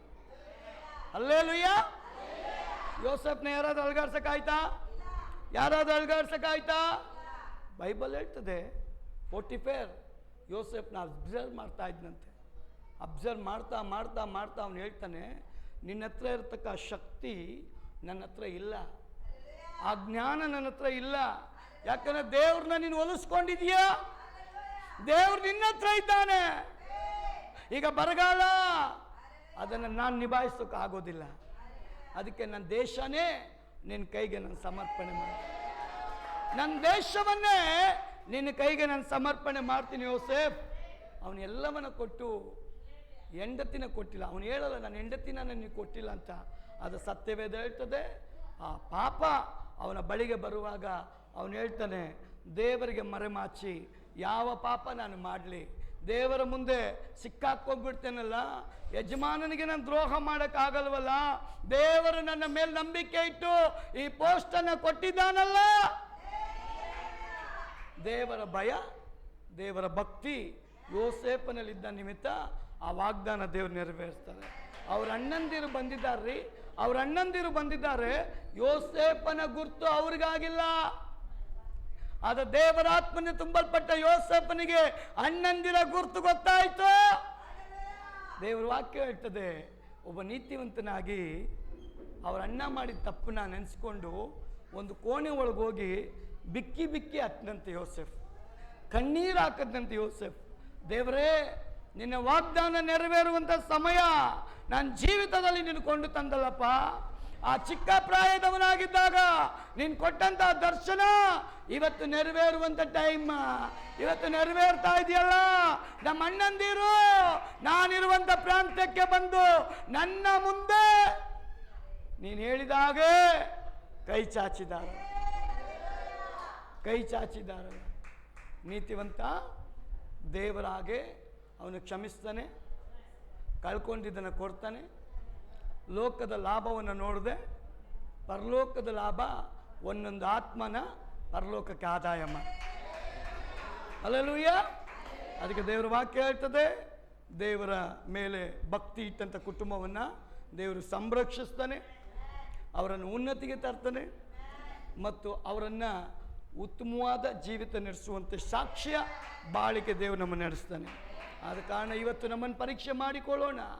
ಲೋಕದವರಿಗೂ ನಮಗೂ ವ್ಯತ್ಯಾಸ ಏನು? ಅವರು ಲೋಕದವರು ಇಡುವಂಥ ಭಕ್ತಿಗಿಂತ ದೇವರ ಮಕ್ಕಳು ಇಡುವಂಥ ಭಕ್ತಿಯನ್ನು ದೇವರು ಶಕ್ತಿಯನ್ನಾಗಿ ಮಾಡ್ತಾನೆ. ಅವರ ಭಕ್ತಿ ಸ್ವಲ್ಪ ದಿನ, ದೇವರ ಮಕ್ಕಳ ಭಕ್ತಿ ನಿಜವಾದ ಭಕ್ತಿ ಪರಲೋಕದಲ್ಲೂ ಭೂಲೋಕದಲ್ಲೂ ಅದಕ್ಕೆ ಮಾನ್ಯತೆ ಇದೆ, ಅದು ನಿಮಗೆ ಲಾಭ. ಅದಕ್ಕೆ ಪೌಲ್ ತಿಮೋಥೆಯನಿಗೆ ಹೇಳ್ತಾನೆ, ಇವತ್ತು ನಿನಗೇನು ಇಲ್ಲ ಅಂತ ಚಿಂತೆ ಮಾಡಬೇಡ, ಈ ಭಕ್ತಿ ಇದೆಯಲ್ಲ ನಿನಗೆ ಒಂದು ದಿನ ಭೂಲೋಕದಲ್ಲೂ ನಿನಗೆ ಲಾಭ, ಪರಲೋಕದಲ್ಲೂ ನಿನಗೆ ಲಾಭ. ಆದ ಕಾರಣ ದೇವರು ಅಬ್ರಾಮ್, ಇಸಾಕ್, ಯಾಕೋಬನ ದೇವರು ಅಂತ ಹೇಳೋದು ಮಾತ್ರ ಅಲ್ಲ, ಯೋಶುವನಿಗೂ ದೇವರಾಗಿ, ಮೋಸಸ್ಗೆ ದೇವರಾಗಿ, ಆ ದಾವಿದನಿಗೆ ದೇವರಾಗಿ, ಅನೇಕ ಭಕ್ತರಿಗೆ ದೇವರಾಗಿ. ಸತ್ಯವೇದ ಹೇಳ್ತದೆ, ಯೇಸು ಸ್ವಾಮಿ ಆರಿಸಲ್ಪಟ್ಟಂಥ ಭಕ್ತರೆಲ್ಲ ಭಕ್ತಿ ಇಟ್ಟ ನಿಮಿತ್ತವಾಗಿ ತಮ್ಮ ಜೀವಿತವನ್ನು ದೇವರಿಗೆ ಸಮರ್ಪಣೆ ಮಾಡ್ತಾರೆ. ಎಲ್ಲರೂ ತಮ್ಮ ಕುತ್ತಿಗೆ ಕೊಡ್ತಾರೆ, ಚರ್ಮ ಸುಳಿಯೋದು ಕೊಡ್ತಾರೆ, ಬೆಂಕಿಲಿ ಹಾಕೋಕೆ ಬಿಟ್ಟು ಕೊಡ್ತಾರೆ. ಯೂದ ಬಿಟ್ಟು ಎಲ್ಲರೂ ಪಶ್ಚಾತ್ತಾಪಕ್ಕೆ ದೇವರಿಗೋಸ್ಕರ ಸಮರ್ಪಣೆ ಮಾಡಲ್ಪಟ್ಟ ಭಕ್ತರು. ಚರಿತ್ರೆ ಹೇಳ್ತದೆ, ಯೋಹಾನ ಮಾತ್ರ ಕಡೇ ದಿನದವರೆಗೂ, ನಾರ್ಮಲ್ ಡೆತ್ ಆಗೋವರೆಗೂ ಅವನಿಗೆಂಥ ಶೋಧನೆ ಬಂದರೂ ಅವನು ಸಾಯಲ್ಲಂತೆ. ಅವನ್ನ ಹಿಡ್ಕೊಂಡು ಹೋಗಿ ಎಣ್ಣೆ ಒಳಗೆ ಹಾಕ್ತಾರೆ. ಎಣ್ಣೆ ಖಾಲಿ ಆಗೋಯ್ತು, ಯೋಹಾನ ಮಾತ್ರ ಇದ್ದಂಗೆ ಕುದಿಯೋ ಎಣ್ಣೆ ಒಳಗೆ ಹಾಕ್ತಾರೆ ಅವನ್ನ. ಆದರೆ ಎಣ್ಣೆ ಖಾಲಿ ಆಗೋಗುತ್ತೆ, ಯೋಹಾನ ಖಾಲಿ ಆಗೋದಿಲ್ಲ. ಅವನಿಗೆ ಬೆಟ್ಟದ ಮೇಲೆ ಕರ್ಕೊಂಡೋಗಿ ಅವನಿಗೆ ತಳ್ಳಕ್ಕೆ ಪ್ರಯತ್ನ ಮಾಡ್ತಾರೆ. ಅಲ್ಲಿಂದ ಬಿದ್ದರೂ ಅವನಿಗೆ ಸಾವು ಬರೋದಿಲ್ಲ. ಕಾರಣ ಏನು? ಅವನಲ್ಲಿದ್ದಂಥ ಭಕ್ತಿ ದೇವರಿಗೆ ಸಾಕ್ಷಿ ತೋರಿಸೋದಕ್ಕೋಸ್ಕರ ಕಡೇ ದಿನದವರೆಗೂ ಇದ್ದು ಆ ನಂಬಿಕೆಯಲ್ಲಿ ಜೀವಿಸಲ್ಪಟ್ಟಂಥ ಯೋಹಾನನ ಡೆತ್ ನಾರ್ಮಲ್ ಡೆತ್ ಆಗಿ ದೇವರು ಮಾಡ್ತಾನೆ. ಅದಕ್ಕೆ ದೇವರ ವಾಕ್ಯ ಹೇಳ್ತದೆ, ಮಗ್ಗಲಲ್ಲಿ 1000 ಬಲಗಳಲ್ಲಿ 10,000 ಜನ ಸತ್ತು ಬಿದ್ದರು, ನನ್ನ ಮಕ್ಕಳಾದ ನಿಮಗೆ ಯಾವ ಕೊರತೆ ಬರೋದಿಲ್ಲ. ಪ್ರಿಯ ಸಹೋದರಿ, ನಾವು ಒಂದು ತಿಳ್ಕೊಳ್ಬೇಕು, ನಮ್ಮ ಪರಿಸ್ಥಿತಿ ಏನೇ ಆಗಿರಲಿ, ಸ್ಥಿತಿಗತಿಗಳು ಏನೇ ಆಗಿರಲಿ, ಎಂಥ ಸಂದರ್ಭನೇ ಆಗಿರಲಿ, ನಿಮ್ಮ ಭಕ್ತಿ ಕಡಿಮೆ ಆಗೋದೇ ಬೇಡ. ಕಡೆ ಮಾತು ಹೇಳಿ ನಾನು ಮುಗಿಸೋದಕ್ಕೆ ಇಷ್ಟಪಡ್ತೀನಿ. ಒಂದು ತಾಯಿಗೆ ಒಂದು ಕುಟುಂಬದಲ್ಲಿ ದೇವರ ಭಕ್ತಿ ಇದ್ದಂಥ ಕುಟುಂಬ. ಗಂಡ ಹೆಂಡತಿ ಮಕ್ಕಳು ಹಗಲು ರಾತ್ರಿ ಬೆಳಗ್ಗೆ ಪ್ರಾರ್ಥನೆ ಮಾಡಿದ್ರು, ಮಧ್ಯಾಹ್ನ ಸಿಕ್ಕಿದಾಗ ಪ್ರಾರ್ಥನೆ, ರಾತ್ರಿ ಹೊತ್ತು ಪ್ರಾರ್ಥನೆ, ಪ್ರಾರ್ಥನೆ ಮಾಡಿ ಮಾಡಿ ಮಾಡಿ ಮಾಡಿ ಇದ್ದಂಥ ಕುಟುಂಬದಲ್ಲಿ ಸಡನ್ ಆಗಿ ಅಧಿಕವಾಗಿ ಪ್ರಾರ್ಥನೆ ಮಾಡುವಂಥ ಆ ಮನೆಯ ಶ್ರೀಮತಿಗೆ ಸಡನ್ ಆಗಿ ಕಾರಣನೇ ಇಲ್ಲದಂಥ ಒಂದು ಕಾಯಿಲೆ ಬಂದುಬಿಡ್ತದೆ. ಆ ಕಾಯಿಲೆ ಏನು ಡಾಕ್ಟರ್ಗಳ ಕೈಯಲ್ಲೂ ಕಂಡುಹಿಡಿಯಕ್ಕಾಗದಂಥ ಒಂದು ಕಾಯಿಲೆ. ಅಂಥ ಪರಿಸ್ಥಿತಿಯಲ್ಲೂ ಪ್ರತಿದಿನ ಆಕೆ ದೇವರ ಭಕ್ತಿಯ ಪ್ರಾರ್ಥನೆ ಮಾಡೋದು ಬಿಡಲೇ ಇಲ್ಲ. ಎಲ್ಲಿವರೆಗೂ ಬಂದುಬಿಡ್ತು ಅಂದರೆ ಅಕ್ಕಪಕ್ಕದವರೆಲ್ಲ ಬಂದು ಹೇಳಿಬಿಟ್ರು, ಆ ಪ್ರಾರ್ಥನೆ ಮಾಡೋದು ಬಿಟ್ಟು ಬಿಡ್ರಿ, ಬೇರೆಯವ್ರ ಹತ್ರ ಹೋಗಿ ಒಳ್ಳೇದಾಗುತ್ತೆ ನಿಮಗೆ, ಅಲ್ಲೋಗಿ ಬನ್ನಿ ಇಲ್ಲೋಗಿ ಬನ್ನಿ ಅಂತ ಜನ ಆಶ್ವಾಸನೆ ಕೊಟ್ಟುಬಿಟ್ರು. ಆದರೂ ಅವರು ನಿರೀಕ್ಷೆ ಕಡಿಮೆ ಮಾಡಿಕೊಳ್ಳದೆ ಇಡೀ ಕುಟುಂಬ ಪ್ರತಿದಿನ ಕಣ್ಣೀರಿಂದ ಪ್ರಾರ್ಥನೆ ಮಾಡ್ತಾನೆ. ಬಂಧುಗಳು ಬಂದ್ಬಿಟ್ರು, ಆ ದೇವರನ್ನ ಬಿಟ್ಟು ಬೇರೆ ದೇವರ ಹತ್ರ ಹೋಗ್ರಿ, ನಿಮಗೆ ಒಳ್ಳೇದಾಗುತ್ತೆ ಅಂತ. ಅವ್ರು ಯಾರ ಮಾತು ಕೇಳಲಿಲ್ಲ. ಅವಳೊಂದು ತೀರ್ಮಾನ ಮಾಡ್ತಾಳೆ, ದೇವರೇ ನಿನ್ನ ಸಾಕ್ಷ್ಯ ಜೀವಿತ ನಾನು ಮಾಡಬೇಕಪ್ಪ, ನಾನು ಸತ್ರು ನಿನಗೆ, ಬದುಕಿದ್ರು ನಿನಗೆ, ನನ್ನನ್ನು ನೀನು ಆಶೀರ್ವಾದ ಮಾಡು. ಆ ಭಕ್ತಳ ಪ್ರಾರ್ಥನೆ ಕೇಳ್ತಾ ಇದ್ದ ದೇವರು ಒಂದು ದಿನ ಮಾತಾಡ್ತಾರೆ, ಮಗಳೇ ಇಂಥ ಡೇಟಲ್ಲಿ ಇಂಥ ಟೈಮಲ್ಲಿ ನಾನು ನಿನ್ನನ್ನು ಪರಿಪೂರ್ಣವಾದ ಬಿಡುಗಡೆ ಮಾಡ್ತೇನೆ. ಅವಳು ಅವ್ರ ಗಂಡನಿಗೆ ಹೇಳ್ತಾಳೆ, ಮಕ್ಕಳಿಗೆ ಹೇಳ್ತಾಳೆ. ಅವರೆಲ್ಲರೂ ಪಾಪ ಅವಳ ಮಾತನ್ನ ಕೇಳಿ ಮೌನವಾಗಿರ್ತಾರೆ. ಅವಳಿಗೆ ನೋವಾಗೋ ರೀತಿಯಲ್ಲಿ ಯಾವುದೂ ಮಾತಾಡೋದಿಲ್ಲ. ಆ ದಿನ ಹತ್ರ ಬರುವಾಗ ಗಂಡನಿಗೆ ಹೇಳ್ತಾಳೆ, ರೀ ಇವತ್ತು ನನ್ನ ಮನೆಗೆ ಪ್ರಾರ್ಥನೆಗೆ ಜನಗಳನ್ನ ಕರೆಸ್ರಿ, ಈ ಟೈಮಲ್ಲಿ ನನ್ನ ದೇವರು ಬರ್ತಾರೆ, ನನ್ನ ದೇವರು ಬಿಡುಗಡೆ ಮಾಡ್ತಾರೆ, ಜನಗಳಿಗೆ ಊಟ ರೆಡಿ ಮಾಡಿರಿ, ಒಂದು ಔತಣವನ್ನು ಸಿದ್ಧ ಮಾಡಿರಿ. ಜನಗಳಿಗೆ ಪ್ರಾರ್ಥನೆಗೆ ಬರೋದು ಮಾತ್ರ ಅಲ್ಲ, ನನ್ನ ದೇವರ ಮಹಿಮೆನ ಅವ್ರು ನೋಡಿ ಹೋಗ್ಬೇಕು, ನನ್ನ ದೇವರ ಮಹಿಮೆನ ಅವ್ರು ನೋಡಿ ಹೋಗ್ಬೇಕು. ಆದ ಕಾರಣ ಎಲ್ಲರನ್ನ ಕರೀರಿ. ಗಂಡ ಅವನಿಗೆ ಫುಲ್ ನಂಬಿಕೆ ಇತ್ತು ಏನೋ ಗೊತ್ತಿಲ್ಲ ಪಾಪ, ಹೆಂಡತಿ ಮಾತನ್ನು ತಿರಸ್ಕಾರ ಮಾಡದೆ ಬಂಧುಗಳನ್ನ ಸ್ನೇಹಿತರನ್ನ ಎಲ್ಲರನ್ನ ಪ್ರಾರ್ಥನೆಗೆ ಕರೆದ. ಅವಳಿಗೆ ಒಂದು ಒಳ್ಳೆ ಸೀರೆಯನ್ನು ತಗೊಂಡು ಬಂದು ಕೊಟ್ಟ. ಹಬ್ಬದ ವಾತಾವರಣವನ್ನು ಮನೆಯಲ್ಲಿ ಸೃಷ್ಟಿ ಮಾಡಿದ್ರು. ಆ ಸಮಯದಲ್ಲಿ ಅವರು ಎಲ್ಲರೂ ಸೇರಿ ಆರಾಧನೆ ಮಾಡ್ತಾ ಇದ್ದಾರೆ ದೇವರಿಗೆ. ಅವಳು ಒಂದು ಹಾಸಿಗೆ ಮೇಲೆ ಮಲಗಿದ್ದಾಳೆ, ಎದ್ದೊಳಕ್ಕಾಗಲ್ಲ, ಕೂರಕ್ಕಾಗಲ್ಲ. ಅಂಥ ಪರಿಸ್ಥಿತಿಯಲ್ಲಿ ಸರ್ವಶಕ್ತನಾದ ದೇವರ ಮೇಲೆ ನಂಬಿಕೆ ಇಟ್ಟು ಅವಳು ಮಾಡ್ತಾ ಇದ್ದು ಪ್ರಾರ್ಥನೆ. ಪ್ರಿಯ ಸಹೋದರಿಯೇ, ಅವರೆಲ್ಲರೂ ಪ್ರಾರ್ಥನೆ ಮಾಡ್ತಾ ಇದ್ದಂಥ ಟೈಮ್ನಲ್ಲಿ ದೇವರ ವಾಕ್ಯ ಹೇಳ್ತದೆ, ದೇವರ ಬಾಯಿಂದ ಬಂದ ಮಾತು ಅಳಿದು ಹೋಗಲ್ಲ. ಆಕಾಶ ಭೂಮಿ ಅಳಿದು ಹೋಗುತ್ತೆ, ದೇವರ ಬಾಯಿಂದ ಬಂದ ಮಾತು ಅಳಿಯಲ್ಪಡಲ್ಲ. ಪ್ರಾರ್ಥನೆ ಮಾಡ್ತಾ ಮಾಡ್ತಾ ಮಾಡ್ತಾ ಇರುವಾಗ ಯಾವ ಟೈಮ್ ದೇವರು ಹೇಳಿದ್ನೋ ಆ ಟೈಮಲ್ಲಿ ಒಂದು ಬೆಳಕು ಬಂತದ್ದು. ಆ ಟೈಮಲ್ಲಿ ಒಂದು ಬೆಳಕು ಅವಳ ಮೇಲೆ ಬರುವಾಗ ಅವಳೆಲ್ಲರೂ ನೋಡ್ತಾರಂತೆ. ಅವಳು ಮಲಗಿದ್ದವಳು ಎದ್ದು ಕೂತ್ಕೊಂಡು ಜೋರಾಗಿ ಚಪ್ಪಾಳೆ ಹೊಡೆದು ಬಾಯಿನ ತೆಗೆದು ದೇವರನ್ನ ಆರಾಧನೆ ಮಾಡ್ತಾ, ಜೋರಾಗಿ ಚಪ್ಪಾಳೆ ಹೊಡೆದು ದೇವರನ್ನ ಆರಾಧನೆ ಮಾಡ್ತಾ ಇದ್ದಾಳೆ. ದೇವರನ್ನ ಘನಪಡಿಸ್ತಾ ಇದ್ದಾಳೆ, ದೇವರನ್ನ ಮಹಿಮೆ ಪಡಿಸ್ತಾ ಇದ್ದಾಳೆ, ದೇವರನ್ನ ಆಡಿಕೊಂಡಾಡ್ತಾ ಇದ್ದಾಳೆ. ಕಾರಣ ಏನ್? ದೇವರು ಭಕ್ತರ ಪ್ರಾರ್ಥನೆಯನ್ನ ನಿರ್ಲಕ್ಷ್ಯ ಮಾಡೋದೇ ಇಲ್ಲ. ನಂಬುವಾಗ ನಿಮ್ಮ ನಂಬಿಕೆಯಂತೆ ಆ ಒಂದು ತಾಯಿಯ ಪ್ರಾರ್ಥನೆ, ಆ ಪ್ರಾರ್ಥನೆಗೆ ಬಂದವರ ಒಳಗಡೆ ಭಕ್ತಿ ಕಡಿಮೆ ಮಾಡಲಿಲ್ಲ, ಭಕ್ತಿ ಜಾಸ್ತಿನೇ. ಇವತ್ತು ನನ್ನ ಯೇಸು ಸ್ವಾಮಿ ಹೇಳ್ತಾನೆ, ಯೆಹೋವನನ್ನ ನಿರೀಕ್ಷಿಸುವವರೇ ಹೊಸ ಬಲ ಹೊಂದ್ಕೊಳ್ಳು. ಅವರು ಓಡ್ತಾರೆ, ನಡೀತಾರೆ, ಬಳಲಿ ಹೋಗಲ್ಲ, ಅವ್ರು ಸೋತು ಹೋಗಲ್ಲ. ಅಪ್ಪ ಯೇಸುವಿಂದ ಹೋಗಿ ನನಗೆ ಆಯಾಸ ಆಯ್ತಪ್ಪ ಅಂತ ನಿಜವಾದ ಭಕ್ತ ಹೇಳಲ್ಲ. ನಿಜವಾದ ಭಕ್ತನಿಗೆ ಎವ್ರಿ ಡೇ ಹೊಸ ಬಲ ಬರ್ತದೆ. ನಾವೆಲ್ಲರೂ ಕಣ್ಣುಗಳು ಮುಚ್ಚಿ ದೇವ್ರ ಸಮ್ಮುಖದಲ್ಲಿ ಎದ್ದು ನಿಂತ್ಕೊಳ್ಳೋಣ. ದೇವರೇ, ನಿನ್ನ ಮಕ್ಕಳಾಗಿ ನಾವು ಜೀವಿಸೋದಕ್ಕೆ ನಮಗೆ ಕೃಪೆ ಕೊಡು ಸ್ವಾಮಿ. ನಿನ್ನ ಮಕ್ಕಳಾಗಿ ಜೀವಿಸೋದಕ್ಕೆ ನಮಗೆ ಕೃಪೆ ಕೊಡಪ್ಪ, ನಮಗೆ ಕೃಪೆ ಕೊಡಪ್ಪ. ನಮಗೆ ಕೃಪೆ ಕೊಡಿಸುವ.